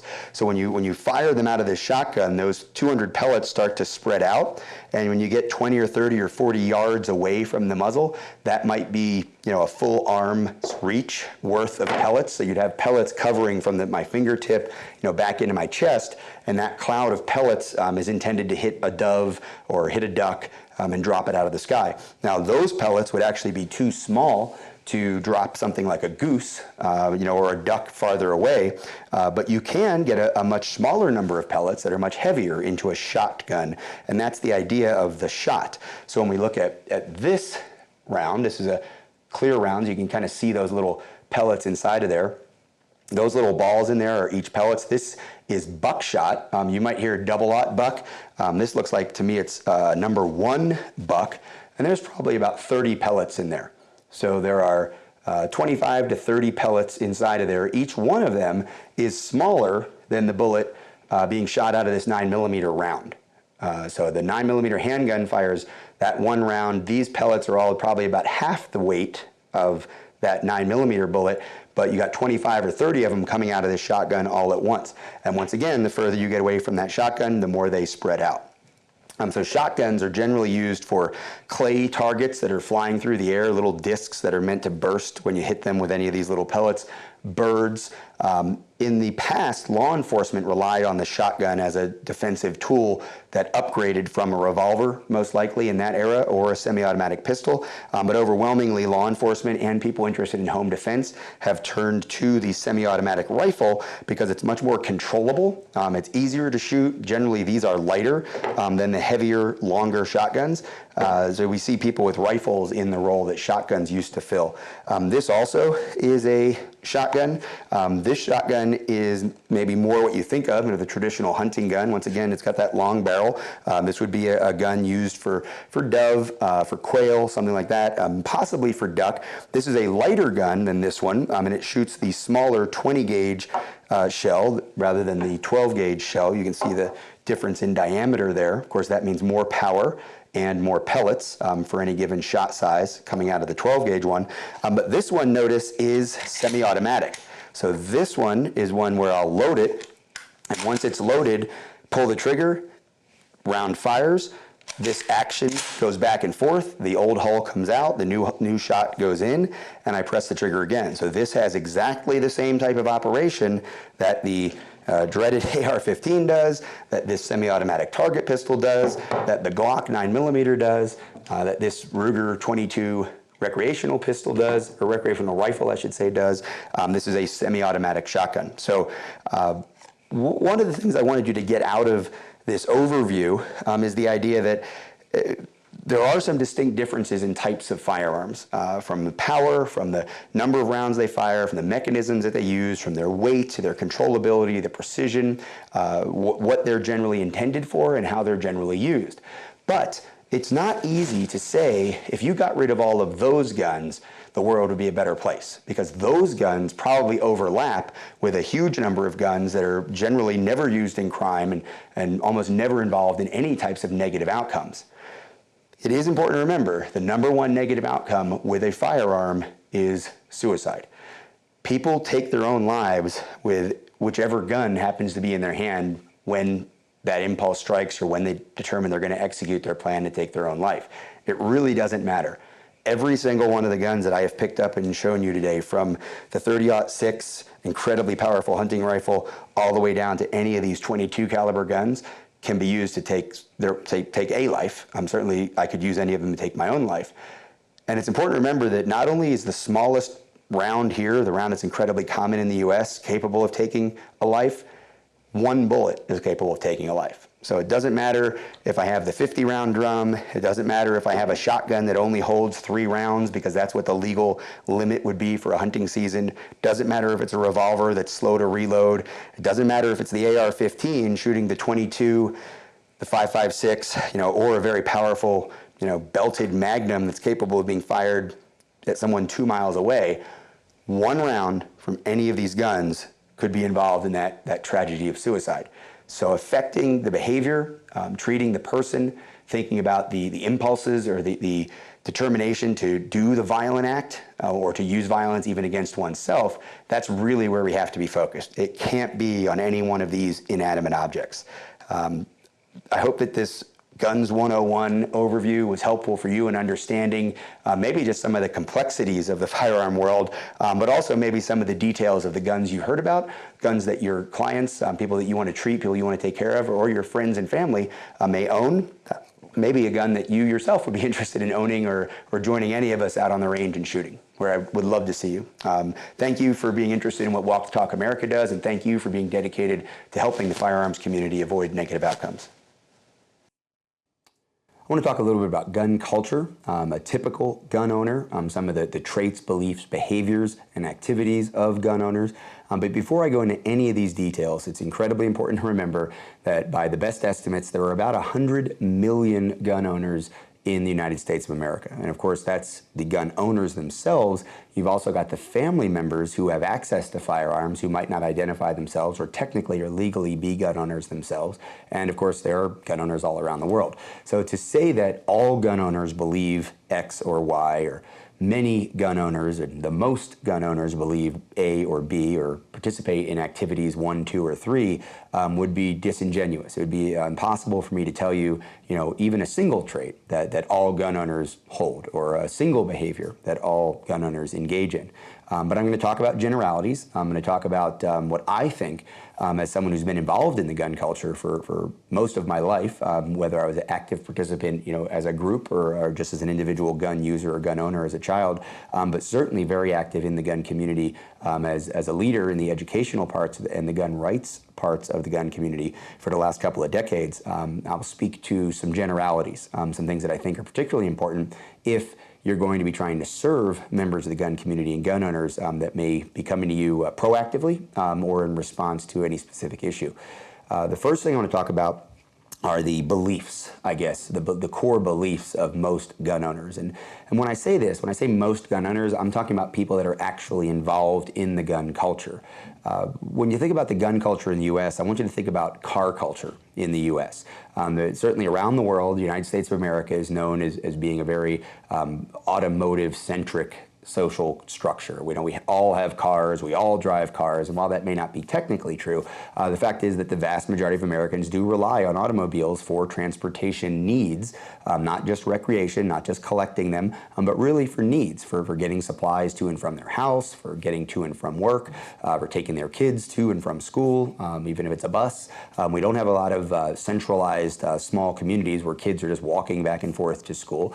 We don't have central markets or farm, stands inside the centers of our communities where we all just walk every day and go shopping, like we see in many other parts of the world. And of course, suburban sprawl was egg and chicken conversation. Was suburban sprawl powered by cars, or cars made a necessity by suburban sprawl? Either way, we've got it. So the infrastructure of the U.S. relies on cars. The vast majority of American adults own cars. Some people are really into their cars, right? Some people collect cars. Some people have garages full of cars, and we have a bunch of cars up on blocks in their front yard that one day they'll get running again or they'll restore. Other people just have one car and they love that car. They take incredible care of it. They keep it clean. They wax it. They paint it. They just maintain it themselves. They change the oil, they change the tires, they do everything with that vehicle. It's part of their life on a daily, minute-by-minute basis. It's in their mind. They have pictures of it, up around their house. But for a lot of other people, the car is just a tool. It's just something they have because they need one, and it's something that they maintain only as much as they need to. And they use it just to get back and forth to work, or to take their kids to soccer practice, or to pick up the groceries. But the car culture of the U.S. Is a thing. Not everybody who has a car is into it, but many people who have a certain type of vehicle, for example, maybe it's brand allegiance, Chevy versus Ford. Inside of the gun community, we have that, right? We have Glock versus Smith & Wesson, or Remington versus Mossberg, if you're into shotguns. So there's a lot of different cliques that involve inside of the gun community, and there's a lot of cliques inside of the car community. Maybe even the type of car matters, right? So someone's really into trucks, another person's really into sports cars, one person's really into off-roading, another person is into luxury and just wants to be comfortable in their car and then collects, BMWs and Mercedes. Same thing with guns. We might have someone who's really into hunting, someone who's really into competition, or somebody who just owns a gun as a defensive tool, and all they care about is that it will work when they need it. So that comparison between car culture and gun culture, probably really important to keep in mind. You may be really into your car, you may be really into motorcycles, you may be really into trucks. Your clients may not be. It doesn't mean that you can't help them, doesn't mean you can't treat them, doesn't mean you can't understand whatever hobby they're into. Really works the same way with guns. Maybe they're really into motorcycles and you would never throw a leg over one. You think they're a nuisance, you think they're loud, you think the kinds of people that ride motorcycles probably aren't the kind of people you want to hang out with. But they're out there, and they may be your clients, they may be people in your community, they may be your friends and family. And understanding them is probably important if you're going to serve them, or just try to get along with them. So when we think about gun culture, we're thinking about car culture in the same way. And we're going to go into the beliefs. What kind of things do people who are into guns generally believe in? What kind of values do they hold?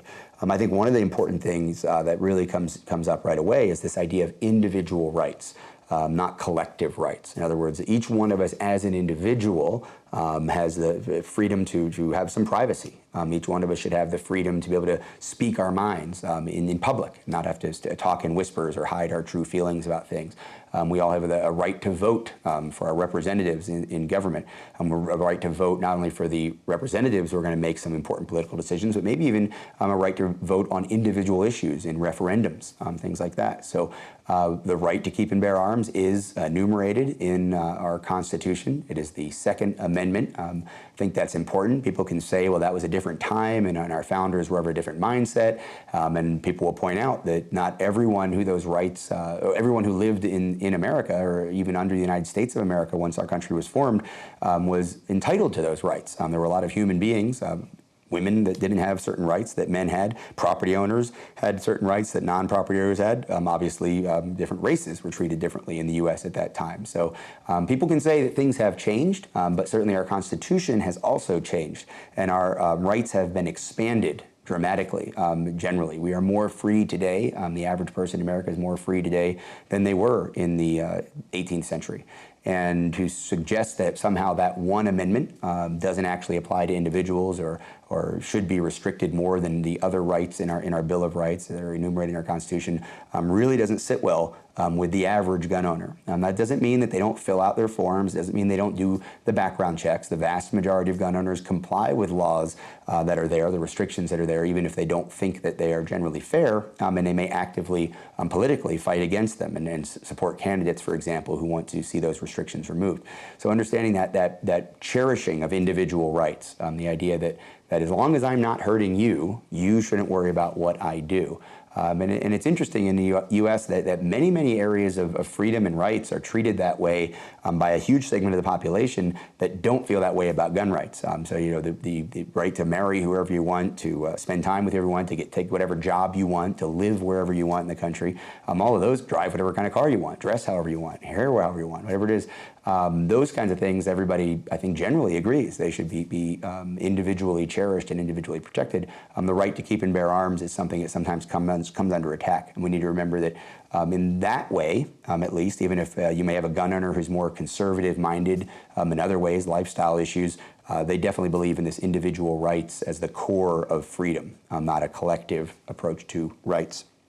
And I think that most gun owners, certainly the ones that I interact with on training ranges, the people that are leaders in the gun rights community, the people that are fighting for gun rights, the people that are working with us at Walk the Talk America or through any number of other organizations or projects to avoid negative outcomes, they believe in individual responsibilities. In other words, they believe in taking care of themselves. They believe that maybe not so much in like a welfare state, a nanny state, a situation where the government is supposed to keep you safe or the government is supposed to provide for you and your family, but where they are supposed to provide for themselves and their family. And of course, ultimately, that may mean providing protection for themselves or their family or those they care about or even their community. Or ultimately, as we know, under the Second Amendment, we may need to defend our country, our very freedom as a society, individually and with our individual tools, our individual firearms. So those rights and responsibilities being mixed together and both protected and acknowledged at the individual level, I think generally very important to firearms owners. And whether you agree with that or not, I think acknowledging the legitimacy of that opinion, whether it's sociologically or politically, the idea that that opinion has validity. It doesn't mean that we shouldn't cooperate with and be considerate of our neighbors. In fact, to me, it's part of it, right? That individual freedom that I have also incurs that individual responsibility that I have to not hurt other people, not present a danger to other people. And I think that's how most gun owners would look at it. But acknowledging the legitimacy of their position politically and socially, even if you don't hold it, or maybe you think that they're a little too far to one extreme, is probably really important to getting along with and being able to empathize with them. You know, this idea of cultural competency, when I first started working with mental health professionals to help them treat the gun community better and help the gun community, honestly, to understand the importance of mental health care, especially proactive mental health care, one of the things that really struck me was this idea of cultural competency. The fact that you're participating in this seminar, listening to this lecture, is really important to me. The idea that you are sensitive to the fact that maybe you could serve this community better if you understood it better, something that's really important. Inside of the gun culture, there are some themes that I think are important to look at. One of them is control. Ultimately, the vast majority of gun owners, especially in the last couple of decades, purchase a gun for defensive purposes, right? They have a gun so that they can carry it around for defense in the public space, or that they can be staged and prepared inside of their home or their workplace for defensive use in a worst case scenario there. And what that really comes down to is regaining control in a completely out of control situation. What represents more lack of control really than the idea that you could be sitting in your home watching a movie or eating a meal or asleep, and someone violates the perimeter, breaks into your home, a home invasion with violent intent to hurt you or your family. There isn't much less control that one could imagine in life, than someone hurting you or threatening to hurt you with a weapon, potentially inside of your own home when you thought everything was safe and secure. So having a firearm as part of your plan to regain control and to defeat that person's ability to hurt you, to stop them, either psychologically, to telling them that that you will shoot them if you need to, if they don't stop whatever they're doing, leave the house, surrender, whatever it is you're trying to get them to do at that exact moment, or obviously the ability to use that tool to physically incapacitate them so that they can't hurt you. That regaining of control is incredibly important. So if we start thinking about certain situations in the mental health world, perceiving a lack of control, whether it's because of perceptions, because of awareness, whether it's even neurological loss of control, motor skills, loss of control that we might see, those kinds of things can be incredibly threatening to the basic component of the mentality of a gun owner, especially someone who has guns for defense. They're thinking they can really regain control of a terrorist attack at a mall or at an airport or in their community, out in the streets of their town, and yet here they are, maybe not even able to control themselves, or their own impulses, and they're having to go to someone and ask them for help with that. Could be a very obviously vulnerable time, undermining their very worldview. Because by being a gun owner and by having gone to classes and getting the permits that are necessary in some places, getting the holster, by carrying the gun, they are taking steps to prepare for these worst case scenarios. Again, terrorist attack, a home invasion, attempted kidnapping, violent robbery in their workplace. And they really believe, and in many cases rightfully so, that having that gun and having that training and having the awareness and a plan and the mindset will allow them to regain control. That preparation is valuable.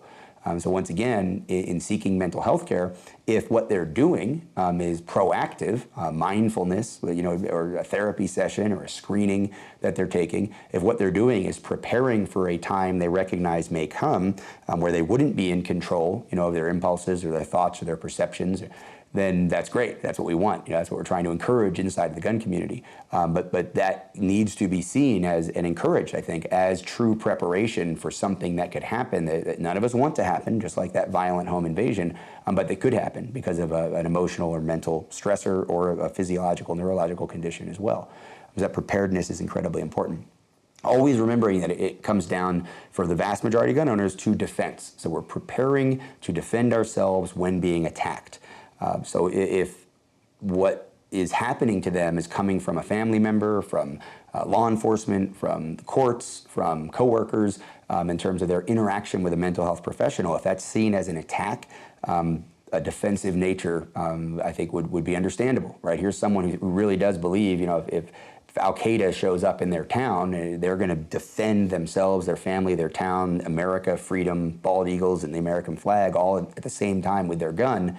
And yet here they are under attack, potentially about something that's happening, on an emotional level or a psychological level, and that may be something they haven't prepared for, and it definitely represents a lack of control. And I think understanding those things maybe gives some insight into how to better help that person. I know for me, if I were confronted with that kind of a situation, my lack of preparation years and years ago, I think would have been a great detriment to my ability to deal with it. So being proactive and encouraging that proactive preparation to regain control or deal with out of control circumstances, incredibly important to gun owners as well as everybody else, I'm sure. Kind of stepping back into a more broader, everyday issue, the activities. What kinds of things is a person doing with a gun? Because this could maybe speak to therapeutic activities, recreational activities, things that people enjoy.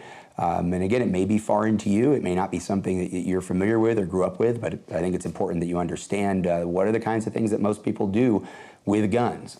Traditionally, I think there's an approach or a mindset outside of the gun community that maybe hunting is one of the big things. It's certainly a thing that people do with guns, and I'm sure at a time in the past, certainly you go back a couple hundred years ago, owning a gun for sustenance hunting, putting meat into the bellies of your family certainly was a very, very common thing. It was one of the ways that firearms were used as a tool in an earlier age.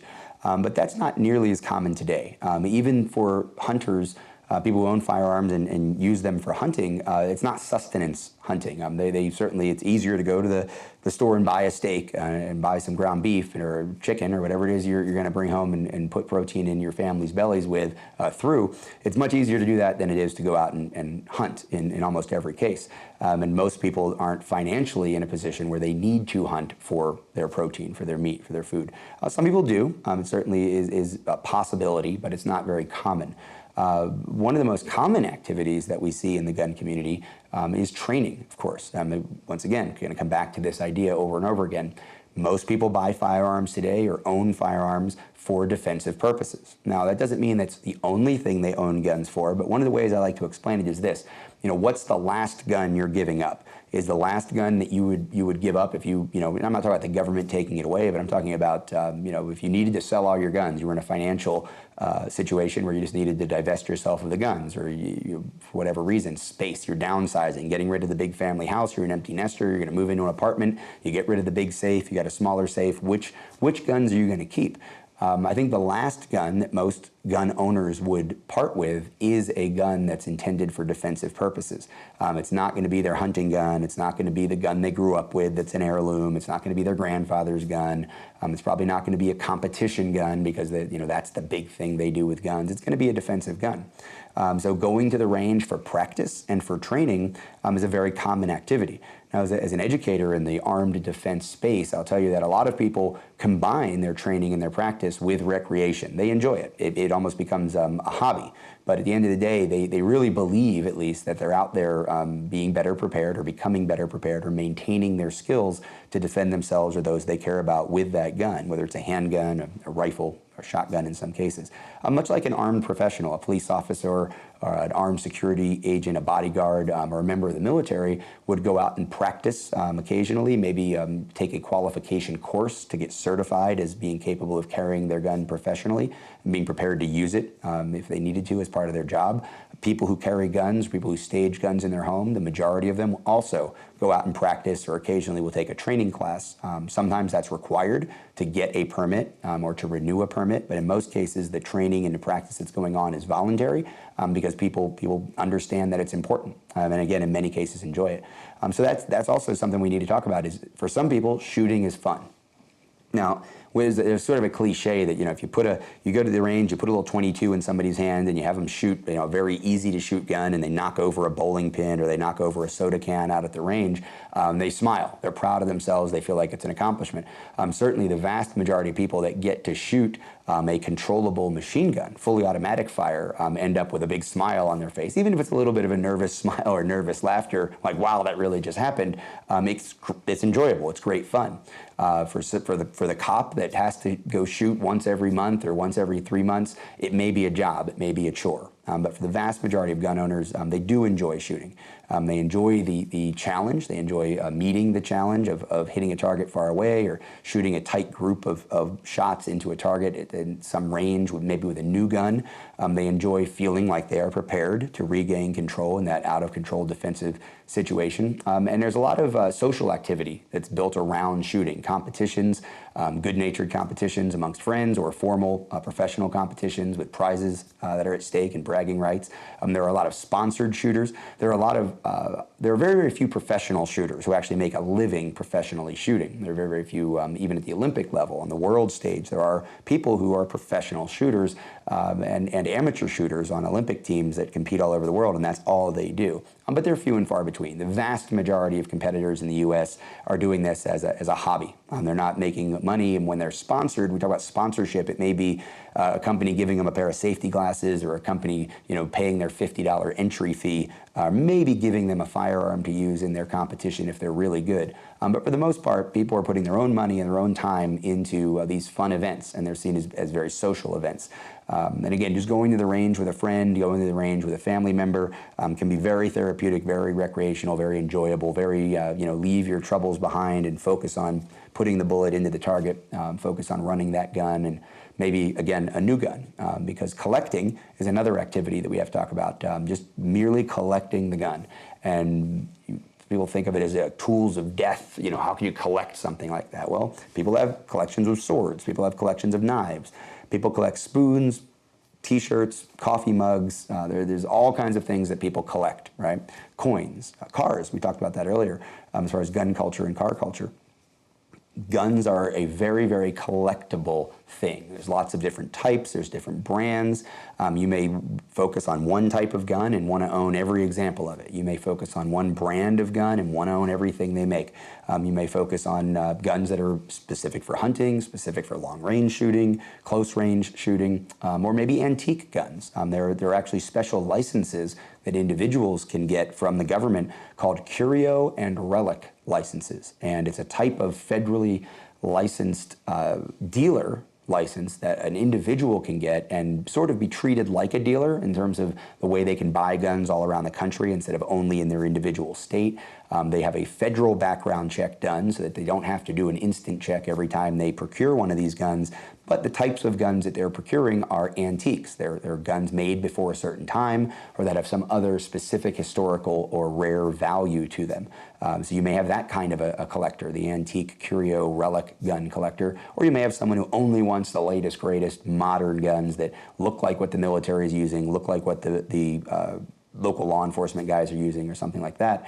But they're very much into it, and all the passions that come with collectors, understanding the nuances, understanding the value, the way they take care of their collection, all of those things go along with collecting. So hunting is there, recreational shooting, including the competition shooting, is there. Practicing and training for defense, and of course just that very simple activity of collecting guns.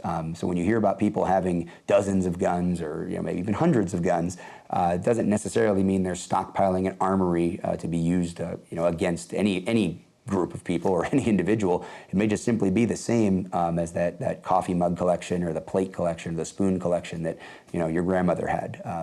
Needs to be stored a little differently, needs to be treated a little differently, obviously, but that's really mentally what it is to them. It's just something they enjoy. So I hope that this conversation, or this presentation, gave you a little bit more understanding about the kinds of people who own guns, why they own guns, and what they're doing with those guns. We're going to talk about responsible firearms ownership, use, and especially storage or staging when it comes to a defensive firearm.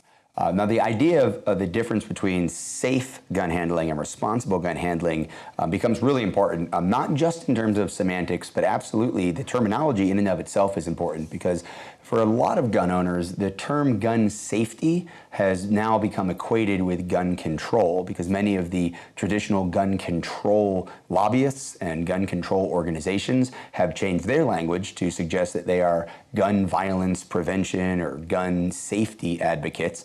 The reality is that they really don't put out information that is accurate in terms of the safe and responsible way that are the best practices that are accepted and conducted by most gun owners. So that's really what I want to make sure you understand, is the difference between maybe what the common person outside of the gun community would assume is safe, and what is truly safe and responsible and absolutely appropriate inside of the gun community.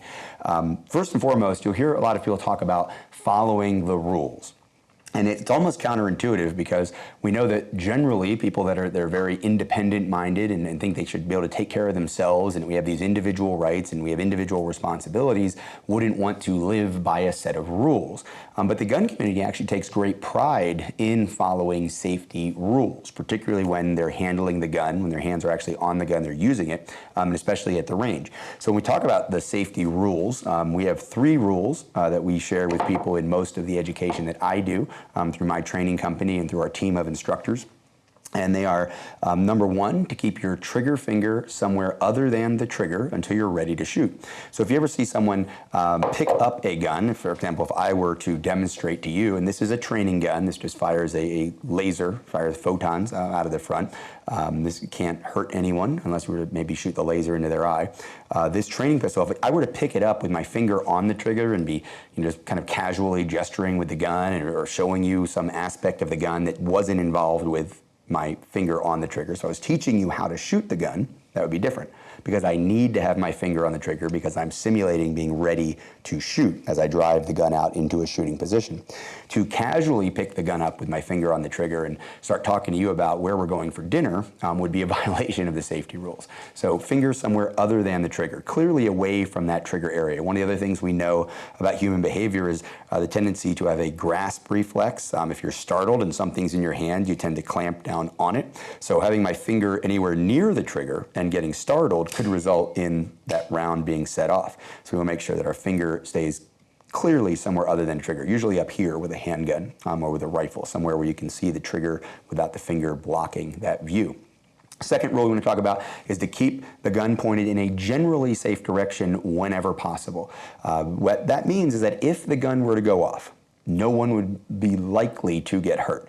Generally speaking, that means keeping the gun pointed down at the ground, obviously not also pointed at our feet, but just at the ground with no flesh of any other human being between the muzzle and the ground, or a safe backstop, and that would be what we call a bullet trap or a berm, a hill essentially, at the back of a shooting range. So on an indoor range, you generally have a trap that's designed to contain the bullet and dissipate the bullet's energy. On the outdoor range, you generally have a hillside, which is we call a berm, or the hillside that we're shooting into. So those are your 2 generally safe directions. Now, some people will tell you that pointing the gun up in the air is a safe direction. With most types of firearms, that's ultimately not really true, because when the round goes off, comes out of the gun, gets fired up in the air, of course, it's going to come down somewhere, and that could pose a danger to someone else.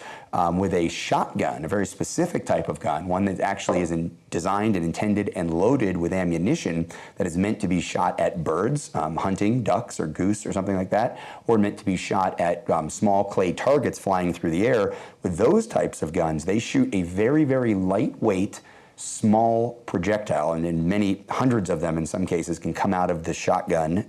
All of that shot, that pattern comes out all at once, and those are incredibly lightweight, and they don't pose any real harm, except maybe if you got one in your eye or something like that when they fall back to earth. But generally speaking, handguns and rifles, when you fire those rounds into the air, they still have enough momentum when they come down to potentially even be lethal. So up in the air, generally not a safe direction. And the third rule that we use, we call the big picture rule.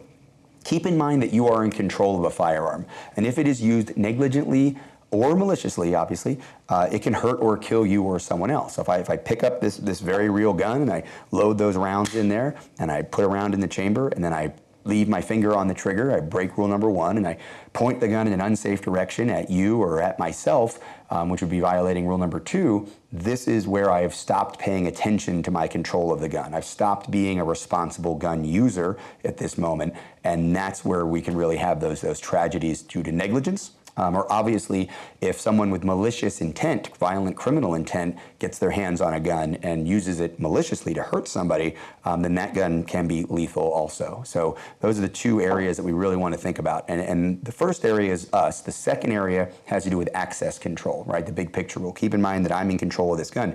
Even if I'm not directly with it in my hand, that's where my potential negligence becomes an issue.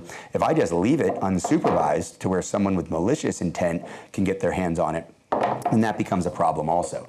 So when we talk about the responsible gun ownership and safe storage, or in our case, we're going to talk about responsible storage of the gun, a lot of things come up. One of the first things that I think a lot of people who are outside of the gun community, particularly in my experience, people from the medical community, whether it's the physical or mental health side, they will ask questions like, well, do you store your guns and ammunition separately? And that may make all the sense in the world to someone from outside of the gun community that, if I keep the ammunition over here locked up and I keep the gun over here locked up, well, then we can't have a tragedy. We can't have anything really go wrong because the gun and the ammunition are separated.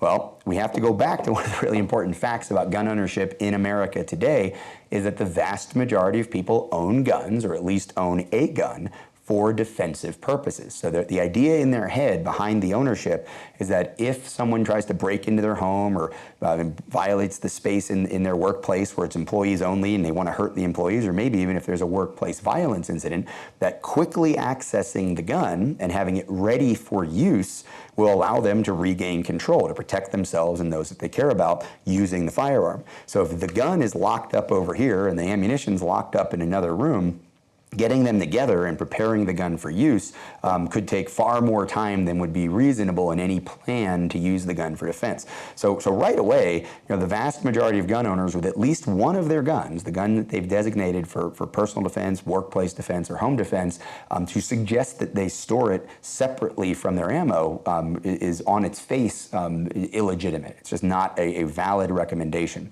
The good news is there are plenty of alternatives for responsible storage to be able to access a gun that either is loaded or can be loaded very quickly and brought into use. And we'll get to that here in a second.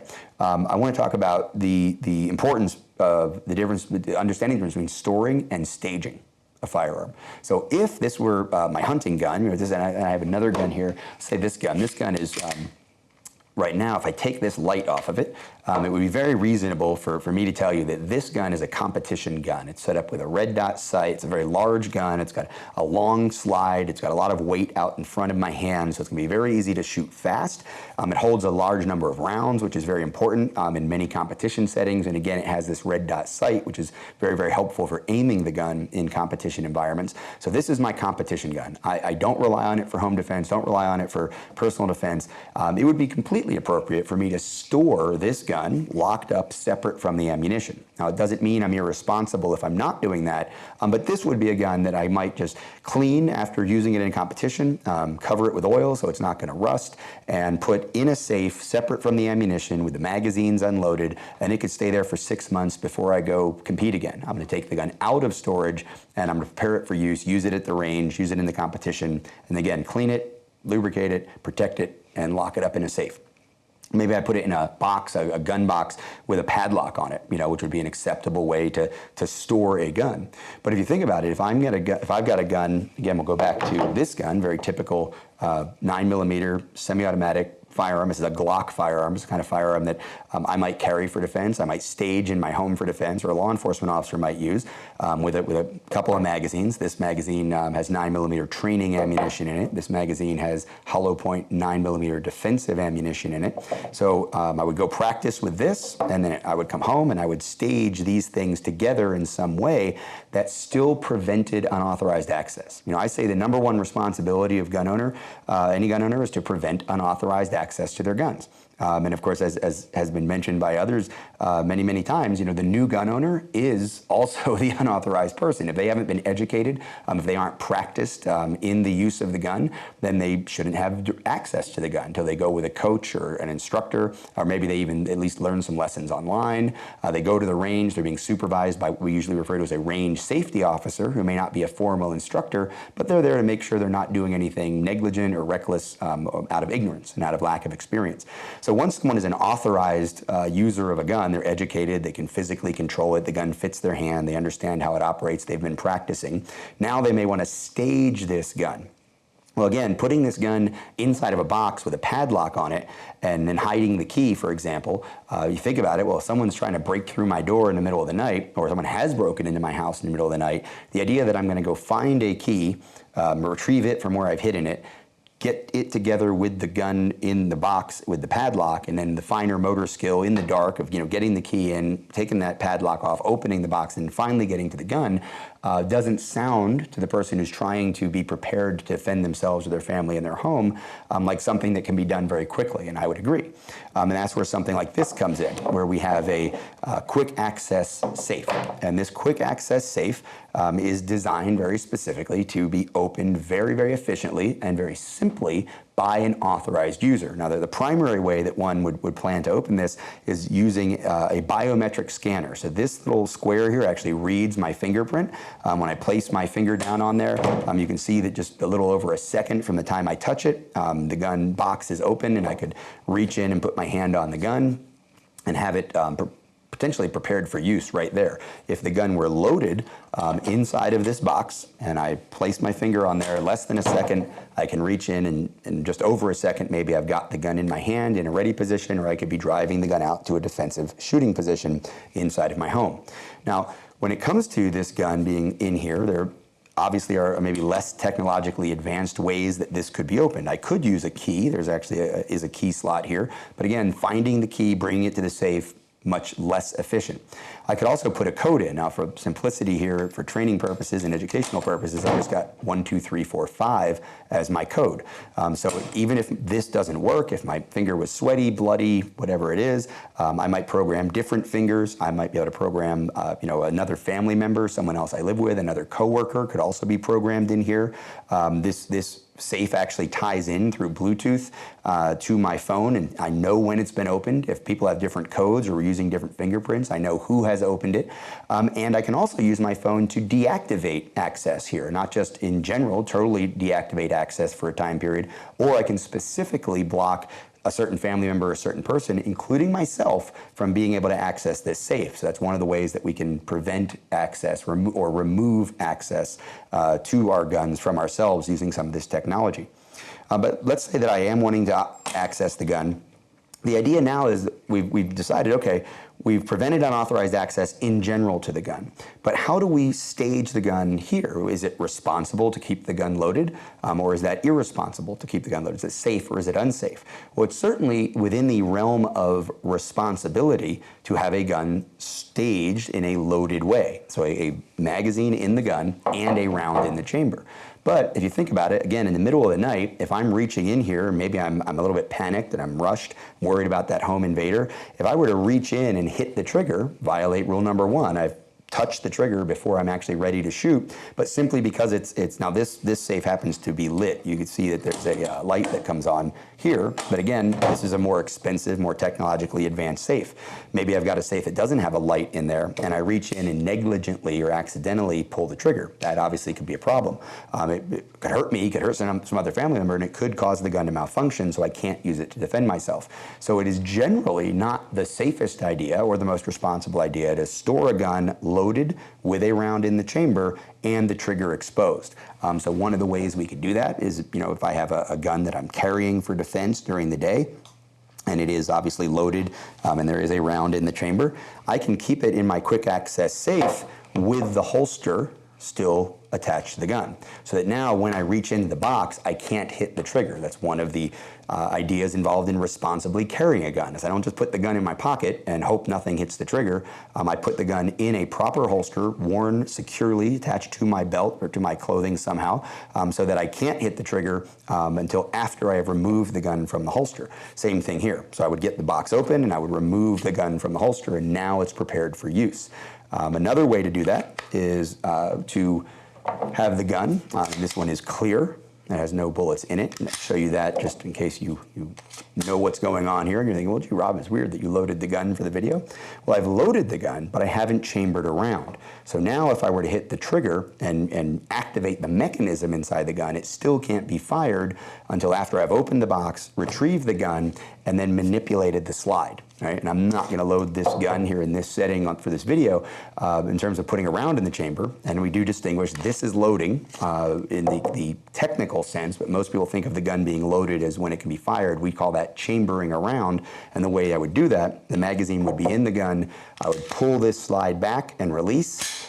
and that releasing would strip this round from the top of the magazine and put it into the chamber. So again, another responsible option is to have the gun inside of the box with the magazine loaded into it, but no round in the chamber until I've retrieved it and prepared the gun for defensive use. And that can happen very quickly and very efficiently.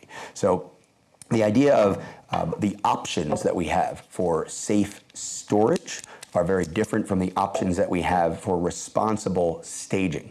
And that's why the terminology is important, and again, understanding why someone primarily has a gun, and the fact that they may have many different guns for many different reasons, but acknowledging legitimacy of the defensively staged gun is important to understanding responsibility. Now, when we talk about it, one of the other things I want to talk about is something that is not very widely known outside of the gun community, is that every single new gun that's sold in the United States of America for a long time now has had a lock sold with it. One version or another of a lock comes with every single gun from every manufacturer inside of the gun community. And even used guns, quite often from responsible retailers, are sold with some kind of a lock. Traditionally, it's a very cheap but very effective cable lock. And that cable lock, especially for handguns, gets fed through the barrel of the gun. It comes out the ejection port, and then it's basically like a padlock, like a bicycle lock, that cable that goes through there. It's locked into the padlock, and now the gun can't be loaded, can't be cycled, can't be used. For rifles, a trigger lock, a mechanism that goes over the trigger area and uses a key to be engaged for rifles and shotguns. For long guns, where you wouldn't have a long cable going all the way down that long barrel. And for .22 caliber handguns, where the barrel is very thin and it'd be hard to get a strong cable that thin through it, that trigger lock is the option. Both the trigger lock and the cable lock, while they're ubiquitous, are not the most common way people secure their guns because they're very slow and they're just cumbersome. They're awkward to use, but they are effective. So when it comes to needing to get a gun locked up for any reason that isn't in a safe, whether it's a quick access safe or a big combination safe, any gun shop and any organization like Walk the Talk America, the National Shooting Sports Foundation, the National Rifle Association, the Second Amendment Foundation can point you in a direction of free locks. It's something that the community does very, very proactively for people who need those inexpensive but somewhat slow options. The other thing that we can do when it comes to preventing access in the worst case scenario, which is when someone intends to harm themselves. We know that suicide is the number one negative outcome that involves death and firearms together, is people taking their own lives. And one of the things that we know is that could be an impulsive action. Now, it doesn't mean that it wasn't considered beforehand. It could mean that there's a triggering event that happens, or it could be a moment of confusion or desperation, and someone says, you know what, it's not worth it, I can't go on, I'm a burden to someone else, whatever that thing that's going on in their head is, and they reach for the gun. And we know if we can interrupt that cycle when someone is trying to take their own life, whether it's jumping off a building, jumping in front of a train, or potentially shooting themselves with a firearm, that they generally have access to, if we can interrupt that cycle, we can potentially save a life and have time to intervene in the longer term. And we also obviously know that most people who do attempt suicide in any legitimate way and quote unquote fail at taking their own life, they generally don't try again. And we have many, many stories and studies have been done on that. So we talk about the idea of causing a pause. It's one of the big programs that we run at Walk Talk America. It's a very simple program. It's a voluntary program. It's something every gun owner can do, is they can set their gun up, the gun that's ready to go, the gun that's loaded for defensive use, the easiest gun for them to get to and fire in an emergency situation. Well, obviously that's a gun that they could get to and fire in a moment of confusion or desperation, an impulsive suicidal moment. So causing a pause in that psychology, in that process, could be as simple as for me here, putting a Guns and Mental Health podcast sticker on here. You know, a reminder to me, if this is my quick access safe, my loaded gun is in it, I'm in that moment of desperation, I impulsively reach for the gun, and I see that, and it reminds me, wait a minute, I've spent a lot of years and a lot of time trying to help gun owners be proactive in their mental health care and avoid these types of moments and avoid the negative outcomes, and I need to pause and maybe call my buddies at Walk the Talk America. You know, call Mike, the founder, call Jake, one of my fellow board members, the guys that do that podcast. The same thing for the Gun Pro, the Pledge of Responsible Ownership. You know, one of the tenets of the Pledge of Responsible Ownership, another program supported by Walk the Talk America. To get education is number one, to prevent unauthorized access is number two, and to number three, be proactive in my mental health care and separate myself from my firearms in times of emotional crisis or any kind of an extreme mental health situation where I might be a danger to myself or others. And that gun pro sticker also might cause a pause. It might be a picture of a family member, it might be your kids, it might be your mom, it might be a place you want to go on vacation, it might be a picture of the team you served with in the military that you're really proud of your service. And we know that a lot of our service members deal with potential issues that lead to suicide attempts. And seeing that team, that the people they care about, the people that probably are there for them if they pick up the phone, can cause a pause. So again, to me, this is all part of and tied into responsible firearms ownership and the details, the nuanced level of responsibly staging defensive firearms, which is incredibly common and quite often outside of the gun community misunderstood. Well, I'm back to talk about mental health culture. So far, you should have learned something about suicide. You should have learned something about Walk the Talk America, hopefully something about guns and how they operate, as well as firearms culture. But for those who are taking this course who may not be familiar with counseling and its process, I want to spend a little time talking about what counseling culture is and what you can expect if you come into the counseling office. So you're going to see a slide on your screen that has some bullet points on it. And I'm going to explain these in brief overview. So counseling is mental health, but mental health is part of a medical model. And what we mean by that is when you come into the office and we say, hey, welcome, I'm Jake. What's your name? And you say whatever your name is. And I say, what brings you in today? And that's one of my favorite questions to ask because it helps to create rapport and trust. And it also tells me why you're here. It also helps you understand why you're here. So that whatever comes out of your mouth is what's known as the problem area. That's what you've identified as your struggle. Now, there may be others beneath that, the surface of that we may get into in further conversation. But what we do is we start at the top and we put the problem at the top. And then I go, well, what do we think we want to do about that? And usually your answer is something along the lines of solving the problem. And then beneath that, we have some bullet points that say objective, objective, objective. And so what that goal is that you've stated, which is to solve your problem, well, we need steps in between there to indicate how we're going to get to the goal. They're usually smaller and a little more measurable. But the whole process from objectives to goal to solving the problem should be time limited. They should be quantifiable, meaning they should be measurable, and they should be reasonable, right? So we don't want to go for unreasonable things and unmeasurable things like I just want to feel better. It's mercurial. We can't measure it. It's totally subjective. We want very precise things like I drink too much. I want to drink less. And then my job would be to say how much less, what is acceptable? Is it 0? Because that's quantifiable. Is it 1 per day? Or not at all on weekdays? That would be quantifiable. And then the time limitation comes in and says, I only want you in care so long as it takes to solve your problem. Once your problem is solved, you're discharged. And you're free to live your own life until maybe another problem arises. And then you can come back in. That's fine. But what we don't want to be doing is going digging for more problems just to keep you in care. So we go problem, goal, objectives, and then interventions. So we want to go intervention strategies once we know what the goal is, because that'll inform how we solve the problem.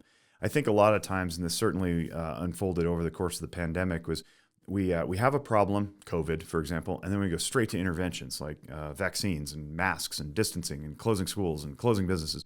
And it's like, well, did we identify what the goal is?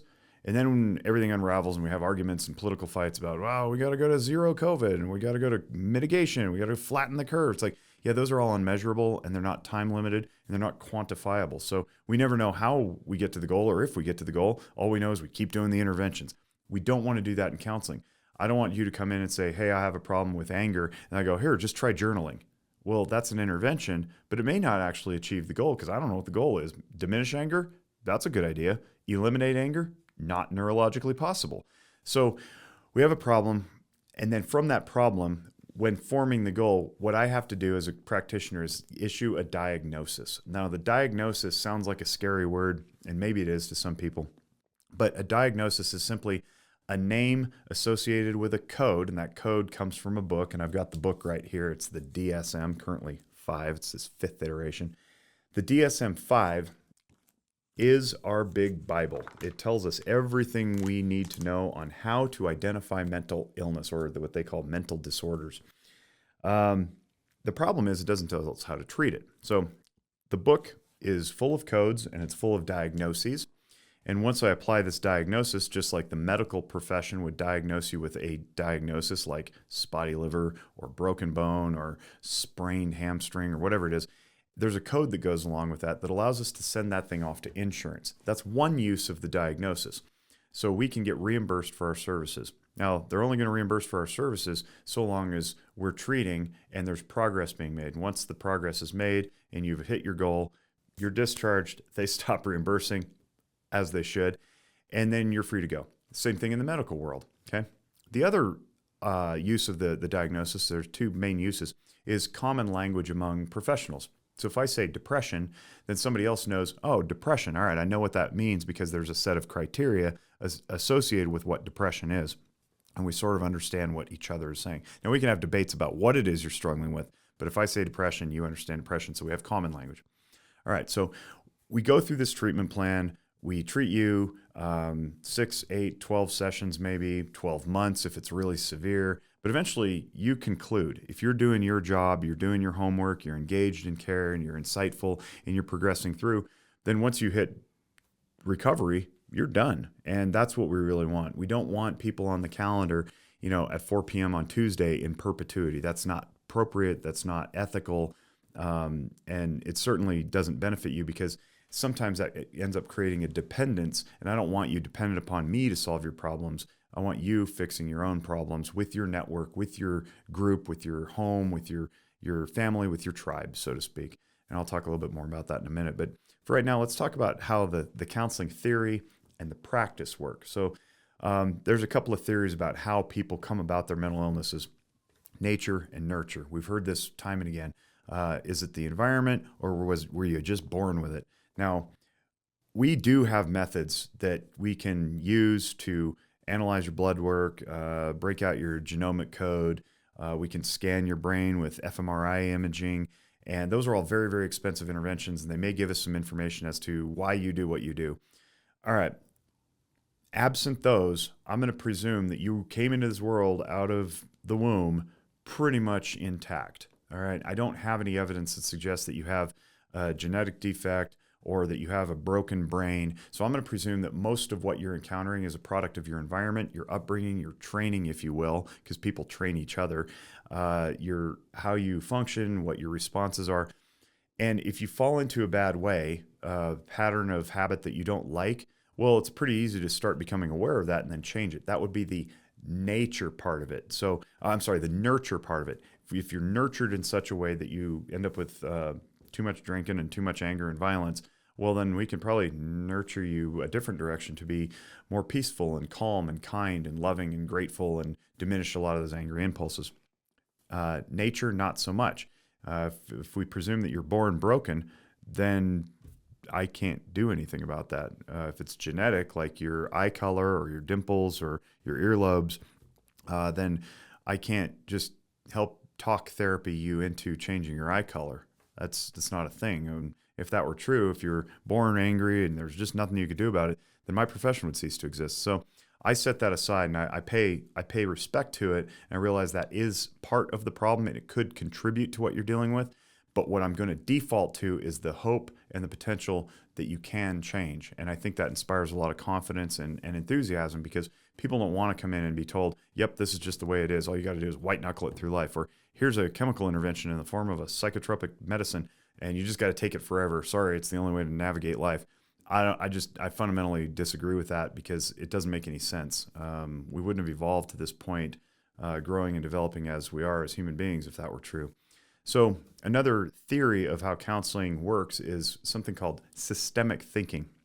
Now, used to be once upon a time we would treat an individual and we would assume that they kind of live in a vacuum and all we had to do is reshape their thinking and then they'd be better. But now we've evolved as a profession to be systemic thinkers.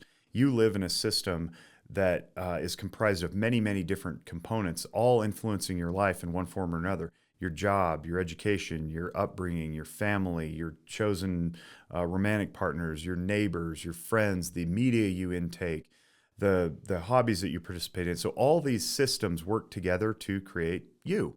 And you have a choice within that system to make adjustments and so forth. The system will push back. You'll push back on the system. And that's really cool. It's really fun to get into that kind of stuff when we start thinking about family systems and families of origin and how they impact life in present day and so forth.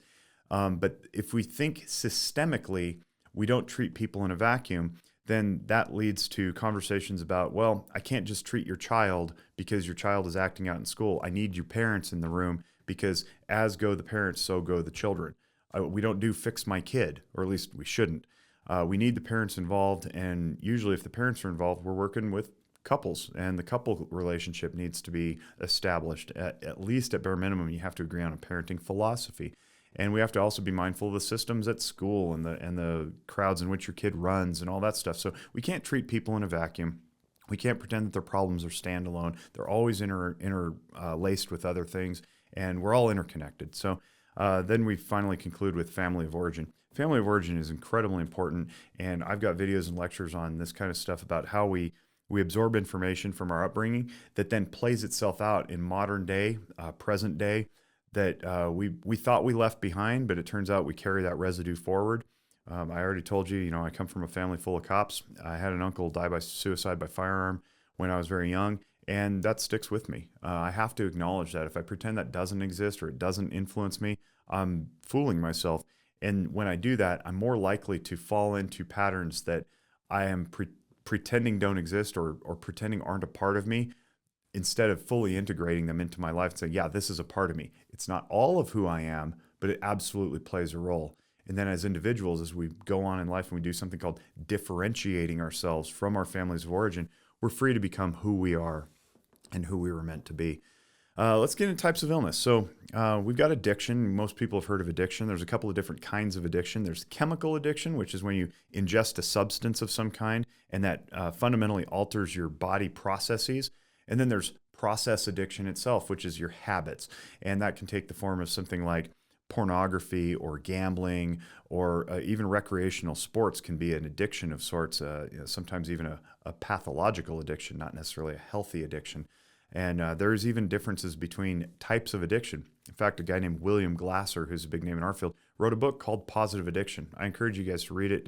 It's a very good book, and it talks about his theory of choice theory, if you will, and how most everything in life is up to us to decide. So that's a cool way to get out of all kinds of addictions. If you realize it's up to you whether or not you pick up the drink and drink it, you can take power back from the addictions that have seized you. We talk a lot about mood disorders too.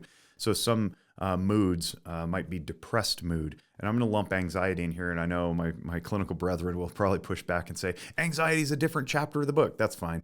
But for the lay person, anxiety is a mood. And we can just call it what it is for most people. So you got anxiety, depression, and then bipolar disorder is an alternating of moods of extreme presentations. It's not to say that mood swings are bipolar disorder. No. That's not true. Bipolar disorder is a very different animal. And again, I have a presentation and lecture on this that helps explain it a little bit more. If you're interested in that, you can look it up on the Zephyr Wellness YouTube channel. But anxiety, depression, bipolar disorder, all these are things that you can have control over once you gain insight and awareness into how your brain ticks, how your emotional functioning operates. If you're interested in emotional functioning, again, a whole video series on the Zephyr Wellness website or YouTube channel where I explain emotional functioning and what your brain is doing limbically, because I point here, that's where your limbic or emotional system is, and versus logic, where your thinking, reason, and analysis work. Once you gain control of that stuff, you can gain control over your moods and then have a more stable, happy, fulfilled life. And one note on this, I try really hard to invite people to watch their language. Self-talk is very important, and if your self-talk is full of labels upon yourself in the form of I am statements like I am bipolar, I am ADHD, he is psychotic, like what it invites in English anyway is a very permanent sounding label that isn't able to be overcome or shifted or changed or altered or progressed through. In other languages, they have two different forms of the I am. One is temporary and one is permanent. So in Spanish, for example, there's the estar version of I am, which is temporary, like yo estoy enojado, which is like I am angry, but I'm temporarily angry. I'm not going to be angry forever. And then there's yo soy, which is the ser version of I am, which is yo soy hombre, like I am a man. That's not really going to change. It's who I am, right? But in English, it all sounds very permanent. So we want to be careful when we say I am angry. It's like, are you temporarily angry, or are you saying you're characterologically angry, like it's just something you're born with and you can never change? I'm not a big fan of the I ams as a diagnostic because we don't talk like that in any other form. I don't walk around going, I am a headache. What do you mean you are a headache? Like, you have a headache. You're struggling with a headache. You're dealing with a headache, but you're not the headache. You're not the flu. So let's not do that with mental health either. Then we got thought disorders and personality disorders. Thought disorders are interesting. Those are usually like bizarre ways of interpreting environments that often lead to something called psychosis, where it's a departure from reality. And you think you're living a certain way, but the rest of the world isn't seeing it the same way. That would be a thought disorder. You're misinterpreting things. Sometimes those can be cognitively structural in their problems. So that would be where a brain scan would definitely tell us that you have an issue with the function of your brain. Maybe you were born that way and you can't interpret things well. Learning disorders fall into that category a little bit, not as thought disorders, but as structural deficiencies in the brain. And then personality disorders. Those are very, very hard. They're clustered into 3 different categories: cluster A, cluster B, cluster C. I'm not going to get into that right now, but if you want to learn more about that, you can listen to Noggin Notes. You can listen to some of our podcasts. But what's important to know about personality disorders is that they're long-standing patterns of the undesirable behavior. And long-standing meaning years. So this isn't like, oh man, I had a bad week, or just blew up on that person because I was, in a bad mood. This is like you're chronically, constantly performing deeds and acts and behaviors that are misaligned with what you want out of life, what life wants out of you, or is misfit with society's expectations. So personality disorders are long-standing patterns. Now, those can also be overcome with the proper level of insight and intervention and care. So again, we don't want to walk around saying, I am borderline. You may have borderline personality disorder, but you can change it if you dig real deep and want to try hard to fix it. So that's kind of the overview of what illnesses are. And then, I've already touched on treatment course, so we want it time limited. Something about insurance. Sometimes we treat for a period of time and then insurance goes, that's enough. We think they should be cured by now, and they cut off benefits. And then we have to submit what's called a prior authorization request. You may have heard of this with other forms of healthcare, where they go, no, you're not allowed to go to your physical therapist unless you authorize it with us through, whatever the insurance company is. That's their way of asserting that we're not just running fast and loose with the treatments because we want to make money or whatever. They want to make sure that they're paying out appropriately for appropriate interventions. And I'm completely fine with that. I think we should be asking for appropriate intervention strategies and then limiting them, right? We should limit only to as far as they're needed. Recovery does happen. When, goals are met, treatment ends. I don't want you on the calendar forever. And the reason I don't want you on the calendar forever is because first of all, it's unusual, but it's also unethical. A little bit of a rub here with ethic and how insurance pays out and so forth. And I'm going to explain real quick that the tough thing about mental health as a field is that, to my knowledge, we're the only profession under the entire medical umbrella that doesn't provide for preventative care via insurance payment. You can go to your dentist a couple times a year, you go to your pediatrician once a year, you go to your primary care once a year, optometry once a year, and they just pay for that, and you don't have to be broken to be treated. It's just regular maintenance. Pop the hood, check the belts and hoses, shut it, your car's running, right? We don't have that in our field. In order to get services from me and bill your insurance company, you have to be diagnosed.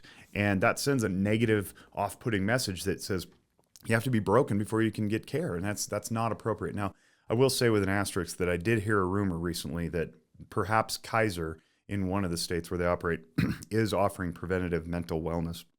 I'd like to see that, broadly. And I'd like to see maybe even businesses take it upon themselves to give that as an employee benefit. Maybe, professional associations or something could offer that as a member benefit. That would be really cool, to offer preventative care where somebody else pays for it just to check in and make sure you're doing it 3-4 times a year. Quarterly would be pretty cool. But if we're going to treat, and we're not going to be treating in perpetuity, the reason we want to do that is because we have some ethics.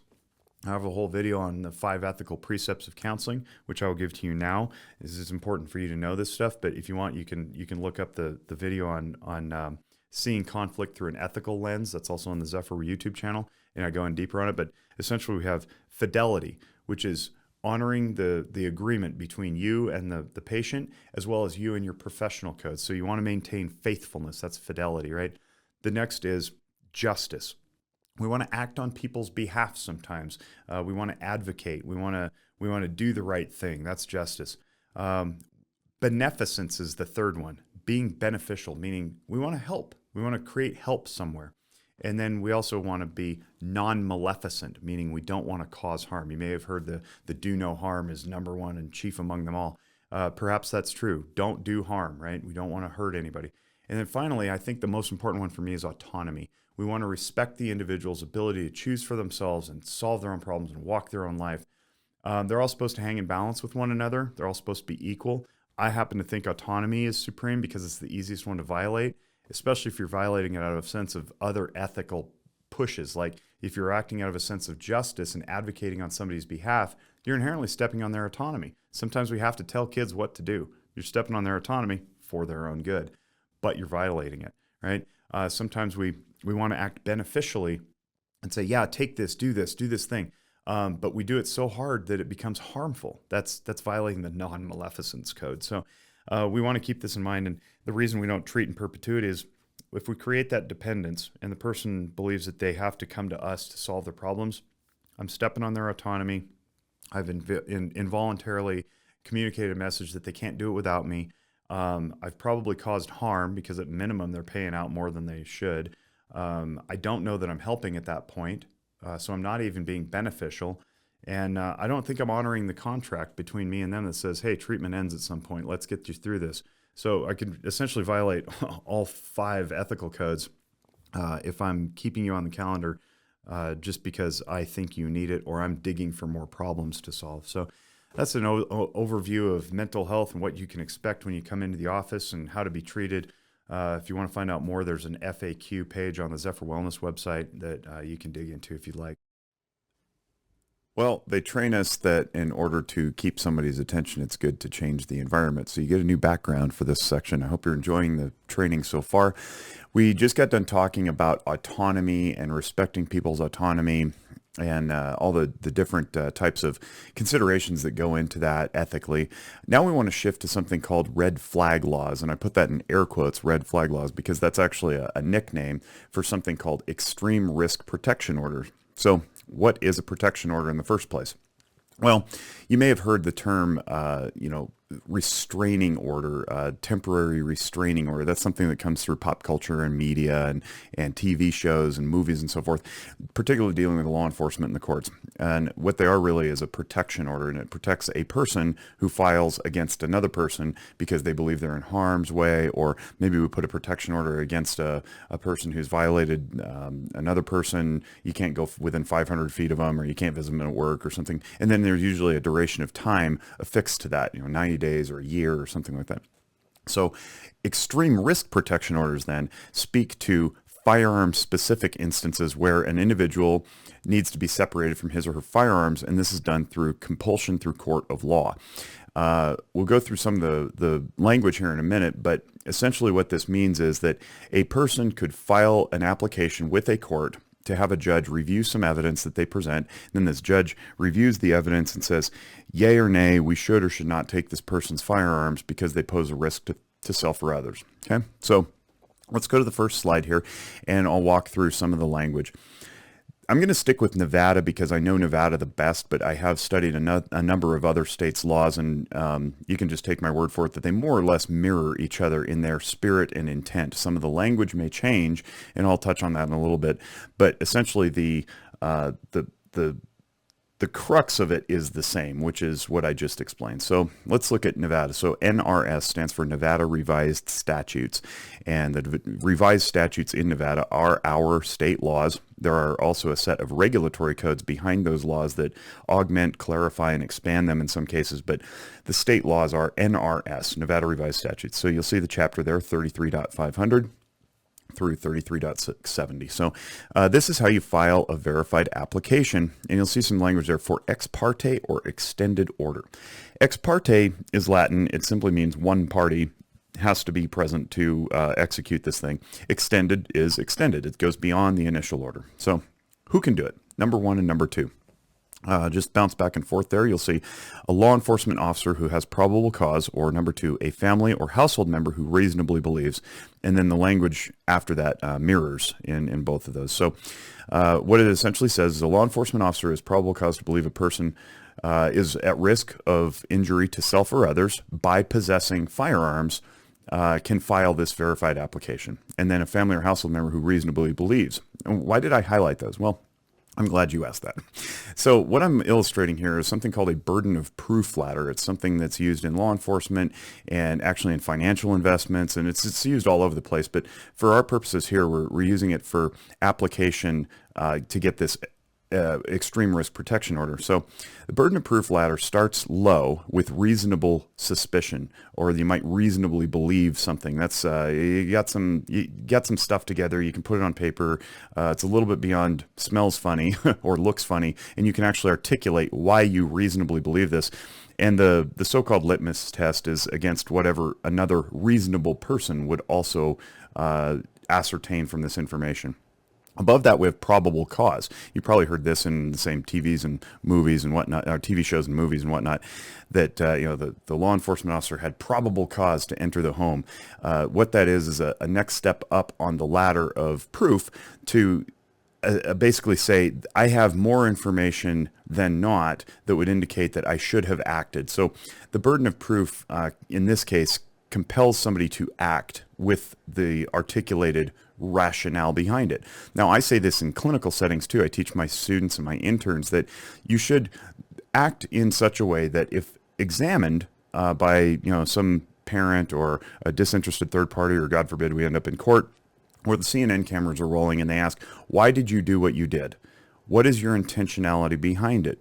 And we should reasonably be able to explain to any other reasonable person that we assigned the journal article, or we assigned a journal to write in, or we assigned some sort of homework to take home, watching emotional functioning videos, for example, and say, the reason I assigned this is because it aligns with their treatment plan and my outcome is supposed to be greater emotional awareness, or I wanted them to reflect on their thoughts, or whatever it may be. So the same type of instruction should occur with the same type of intentionality in clinical settings as well as in law. So here's what we need. We need a family member to have reasonable belief and a law enforcement officer to have probable cause before they file the application with the court. Now, if we look at the next slide here, we see that the judge can issue this order based on something called the preponderance of evidence from the facts shown. So here you say, how do we issue this ex parte order?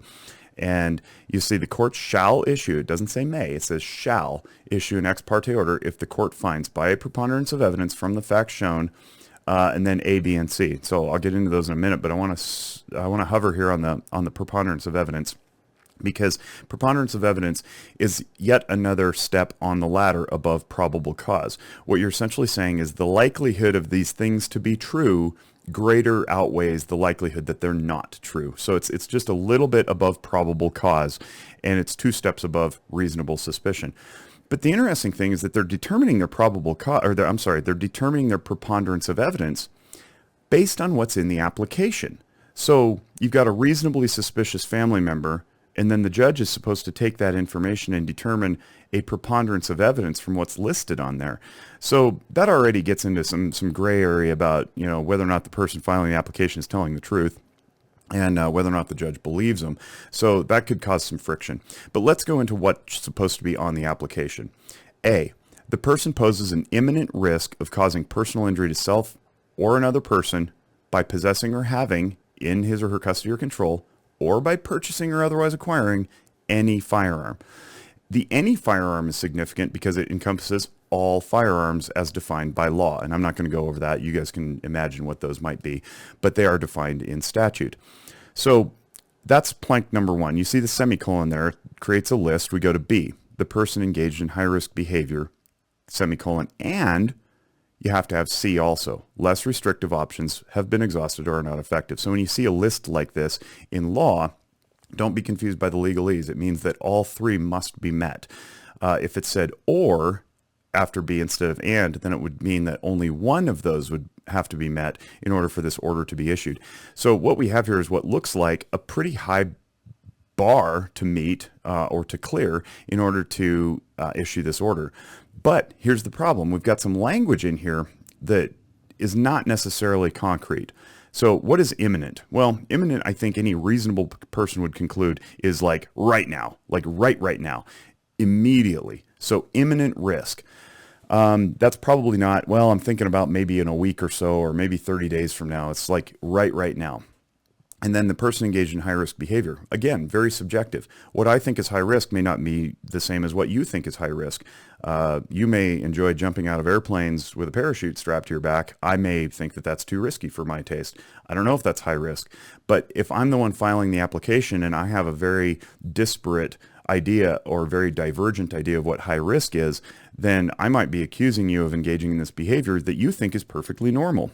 Drinking, for example. I may be a teetotaler who doesn't like drinking alcohol. You may have 2 drinks a night, and I think that's risky, right? Okay, let's go on to C. Less restrictive options have been exhausted or are not effective. Again, very subjective. If you've been in counseling for 6 weeks and I've seen you an hour at a time for those 6 weeks and you're still vaguely suicidal, you're maybe a 5 on a scale of 1 to 10, then I don't know that I have not been effective. For all I know, I have been effective because it hasn't increased from a 5.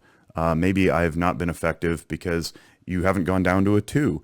So if a family member or a law enforcement officer is seeing all this information and they say, well, you drink every night, you're still stuck at a 5 on a scale of 1 to 10.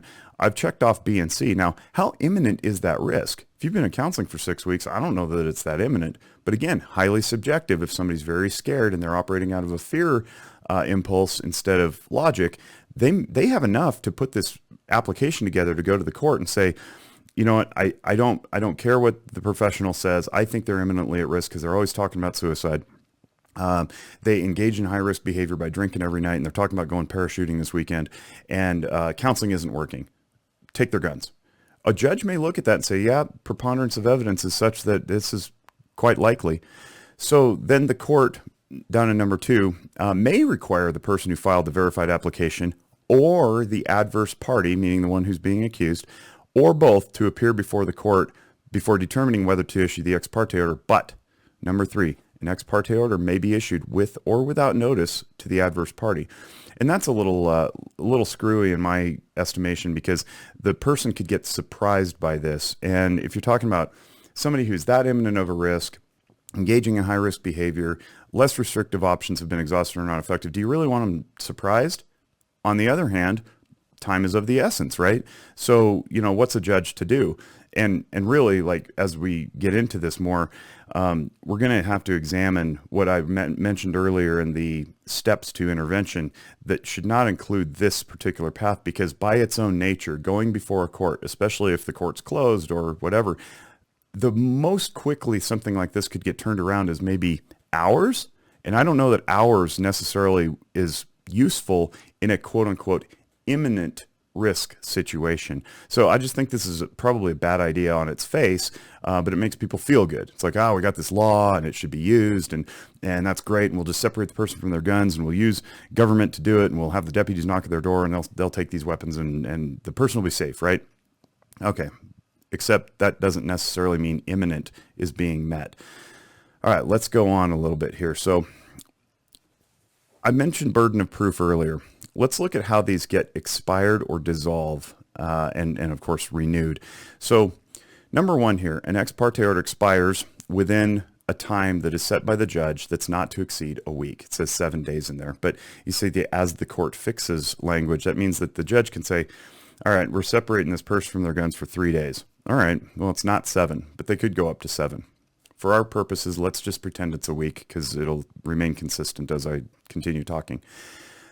If the verified application for an extended order is filed within that period, okay, within that week or that 3 days, or at the same time, you can file them simultaneously, then the ex parte order remains in effect until a hearing on the extended order is held. So this is how it plays out. File the ex parte order, or the application for the ex parte order.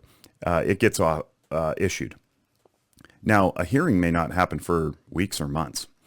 In the meantime, that person does not have access to their firearms, because in order to extend the order, you have to have a hearing. No more ex parte. You can't just surprise the person, right? So now they have to have a hearing. And then it says the extended order expires within such time not to exceed a year as the court fixes. Same language as above. So basically the court, the judge, can say, all right, I'm assigning 3 months to this. Well, if you've already spent 2 months waiting for your hearing, now we're talking 5 months, plus maybe that week that you waited. So that's already a problem. It takes a long time, especially if you're, by now, 2 months have passed. I don't even know if the information is still valid at that point, right? And then number 3, how do we get rid of this, right? The family or household member or the law enforcement officer who filed the initial application may request in writing to appear and move for the dissolution. Now, it also says the adverse party. So if I'm the one who's struggling and somebody red flags me, I can go, whoa. This is total nonsense. I want this dissolved. Okay, but here's the kicker. Upon finding by clear and convincing evidence, we've gone one more rung on the burden of proof ladder above reasonable suspicion, above probable cause, above preponderance of evidence, and now we're at clear and convincing evidence. So all it took to restrict my rights, to take my property away, even temporarily, was reasonable suspicion on an application that the judge then thought was, had enough evidence to sustain it. But now I have to go provide clear and convincing evidence, which is even higher still, that this thing is not actually the way it is. Above that would be beyond a reasonable doubt, or beyond any doubt, or beyond a shadow of a doubt. You've heard different language about that. That's the top of the burden of proof ladder. But for right now, what we have is a very low bar to rights restriction and a very high bar to rights restoration. This is a problem because this requires resources. And if you take the example of, say, somebody who's been a victim of domestic violence, they're recovering, they've survived, they've moved on, they've separated, but they chose to buy a firearm to defend themselves from this person who is, violent and abusive. Let's say that victim of the domestic violence is still struggling, because it takes a long time sometimes to overcome post-traumatic stress effects and so forth. Let's say that they're saying, man, I don't know if I can go on, these nightmares, I keep having flashbacks, I'm hypervigilant, I'm constantly looking around every time I go to the grocery store, I just don't feel safe even though I have a concealed carry permit, I'm doing fine. The person that hears that may be one of those family or household members who says, I don't think you're safe, files the application.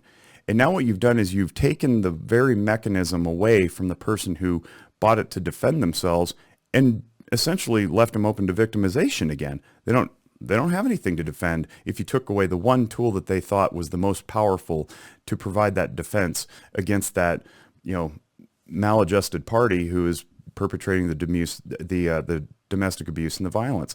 So we want to be mindful that when we're looking at these laws, we're not creating unintended consequences down the road. I want to switch topics here for a second to something else, because we're talking about stepping on people's autonomy. Maybe we're doing it out of a sense of justice. Maybe we're doing it out of a sense of beneficence.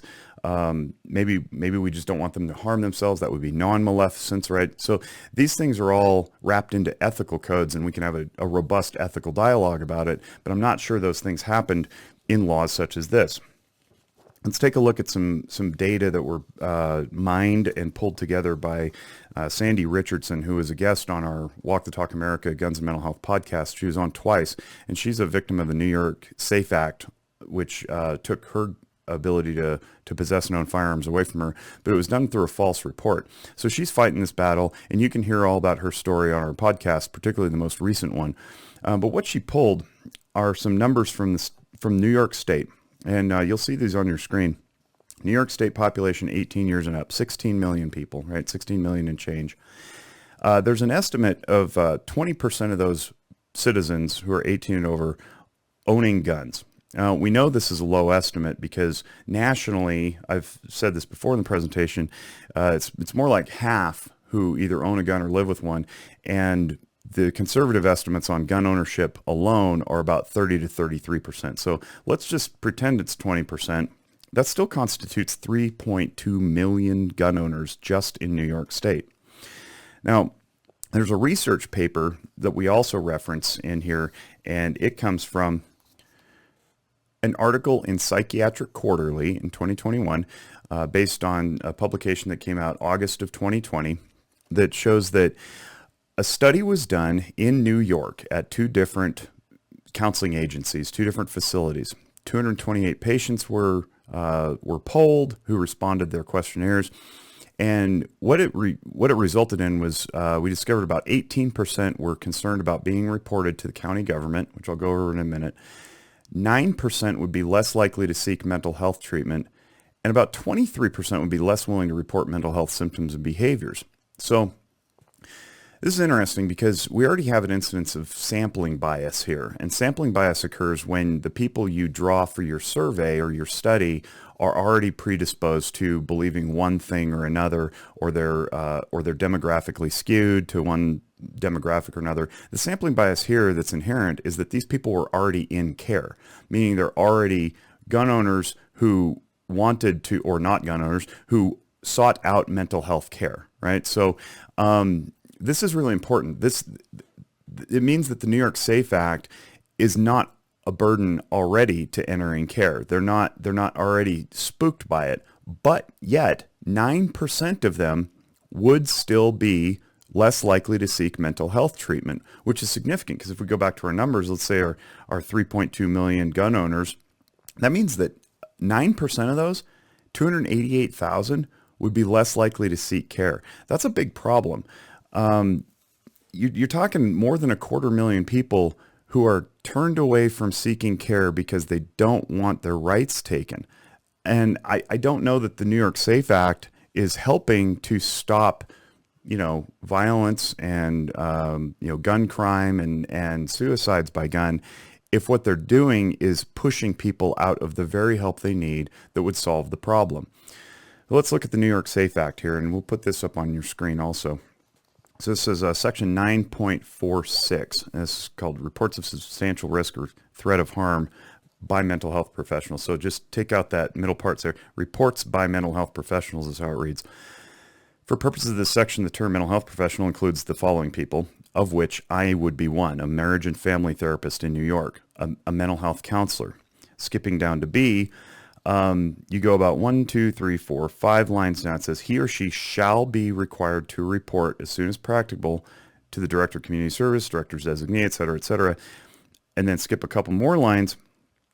It says that those people will determine whether a license issued, and this is a gun license, a license issued pursuant to section 400 of the penal law, that's their gun license law, whether that license should be suspended or revoked, and subsequently, down at the bottom, you're no longer permitted under state or federal law to possess it, all because a mental health professional reported that you were struggling with mental illness that gave rise to the idea that maybe you were at risk of harm to self or others.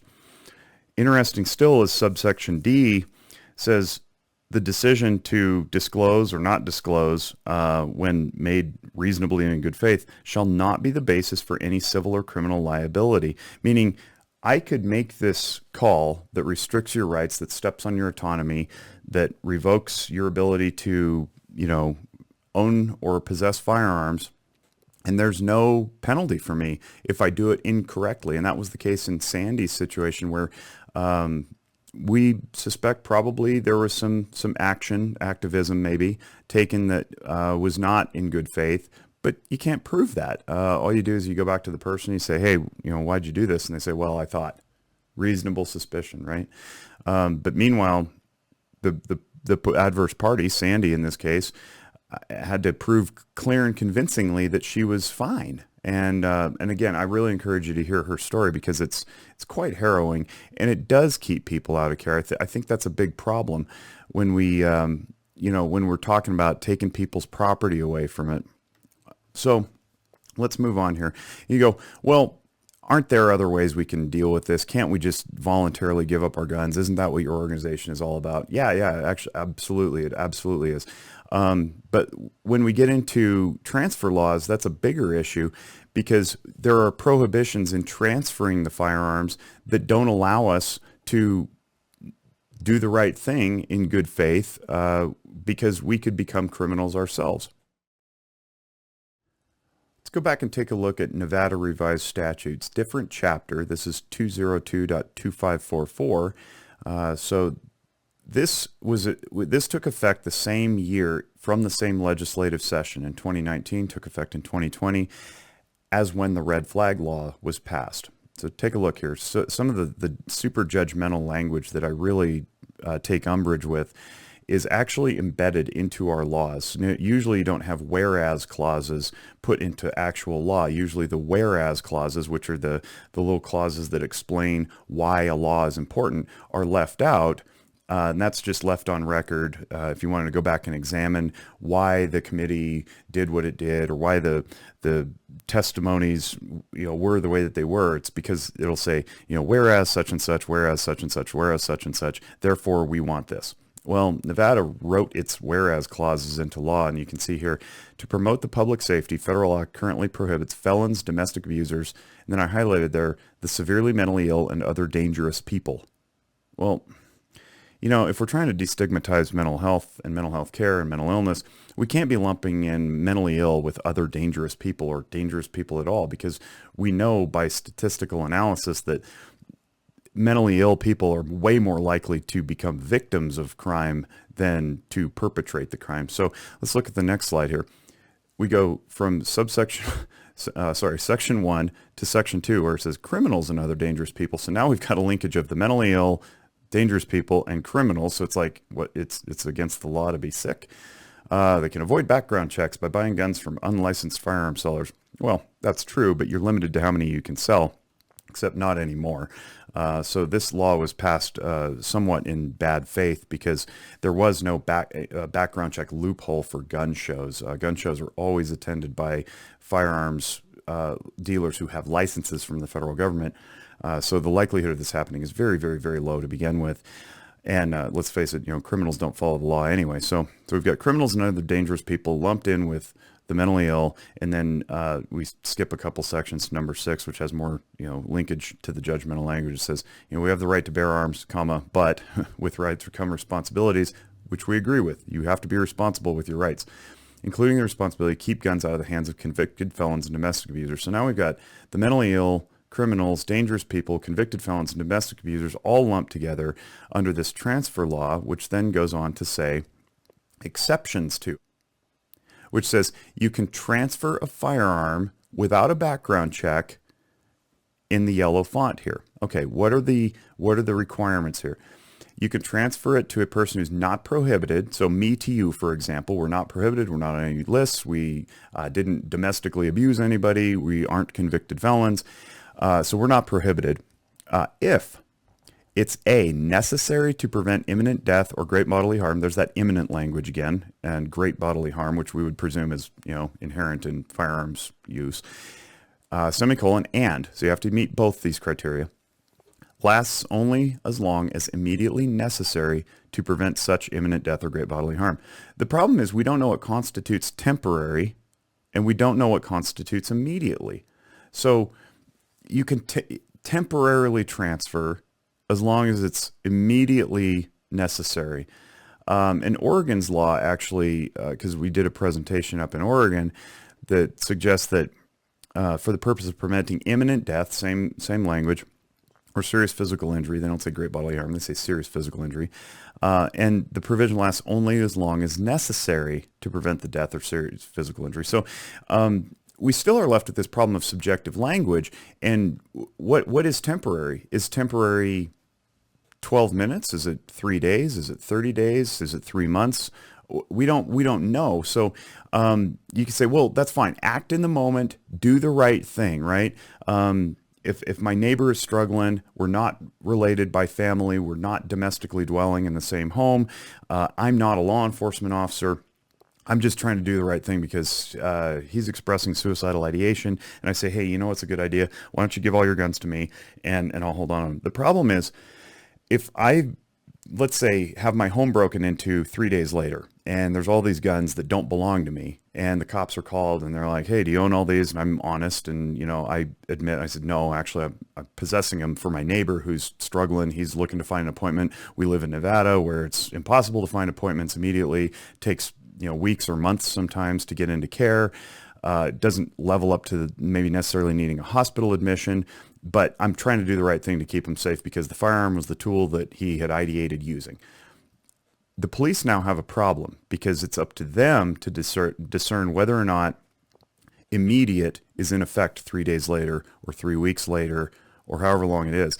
And back to the screen here, you'll see that the penalties in Nevada for violating this background check, for the first offense, we have something called a gross misdemeanor. It's something between a misdemeanor and a felony. And then for the second offense, you're guilty of a Category C felony. Now, I know I raised in a family full of cops. I've taught the police academy here for a number of years.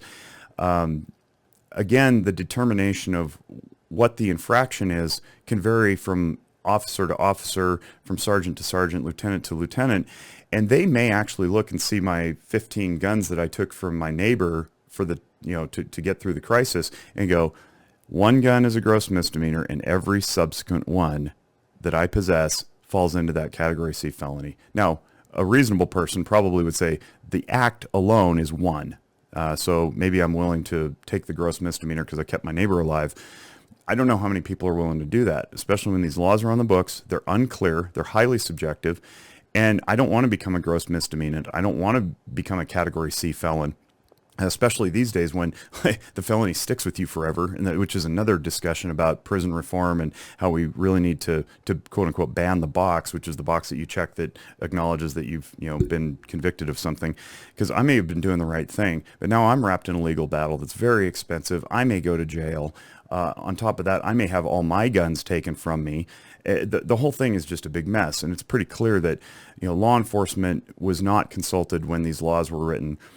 Mental health was not consulted when these laws were written, and all they're doing is obstructing care access in a time of need in a state, by the way, in Nevada, that's dead last in behavioral health care and provision and has been for many, many years, all because, I don't know, the laws were written in haste or in ignorance or I don't know what, but we're pushing people away. Now, how do we know this? Well, we know it from the research paper that Sandy Richardson shared with us. We know it anecdotally through our social media accounts at Walk the Talk America, through emails that we get, through emails that I get, text messages that I get on a regular, constant basis, multiple times a week, asking me about this, asking where people can go to make sure that they're not going to be landing in a clinical office with a judgmental or activist clinician who maybe is anti-gun and just wants to restrict rights, or maybe is acting out of fear and ignorance, saying, well, I don't know that you're safe with your guns, but I'm not going to take your word for it. I have this law at my disposal. I'm going to use it. There was a push in 2019 for federally to create a nationwide red flag law.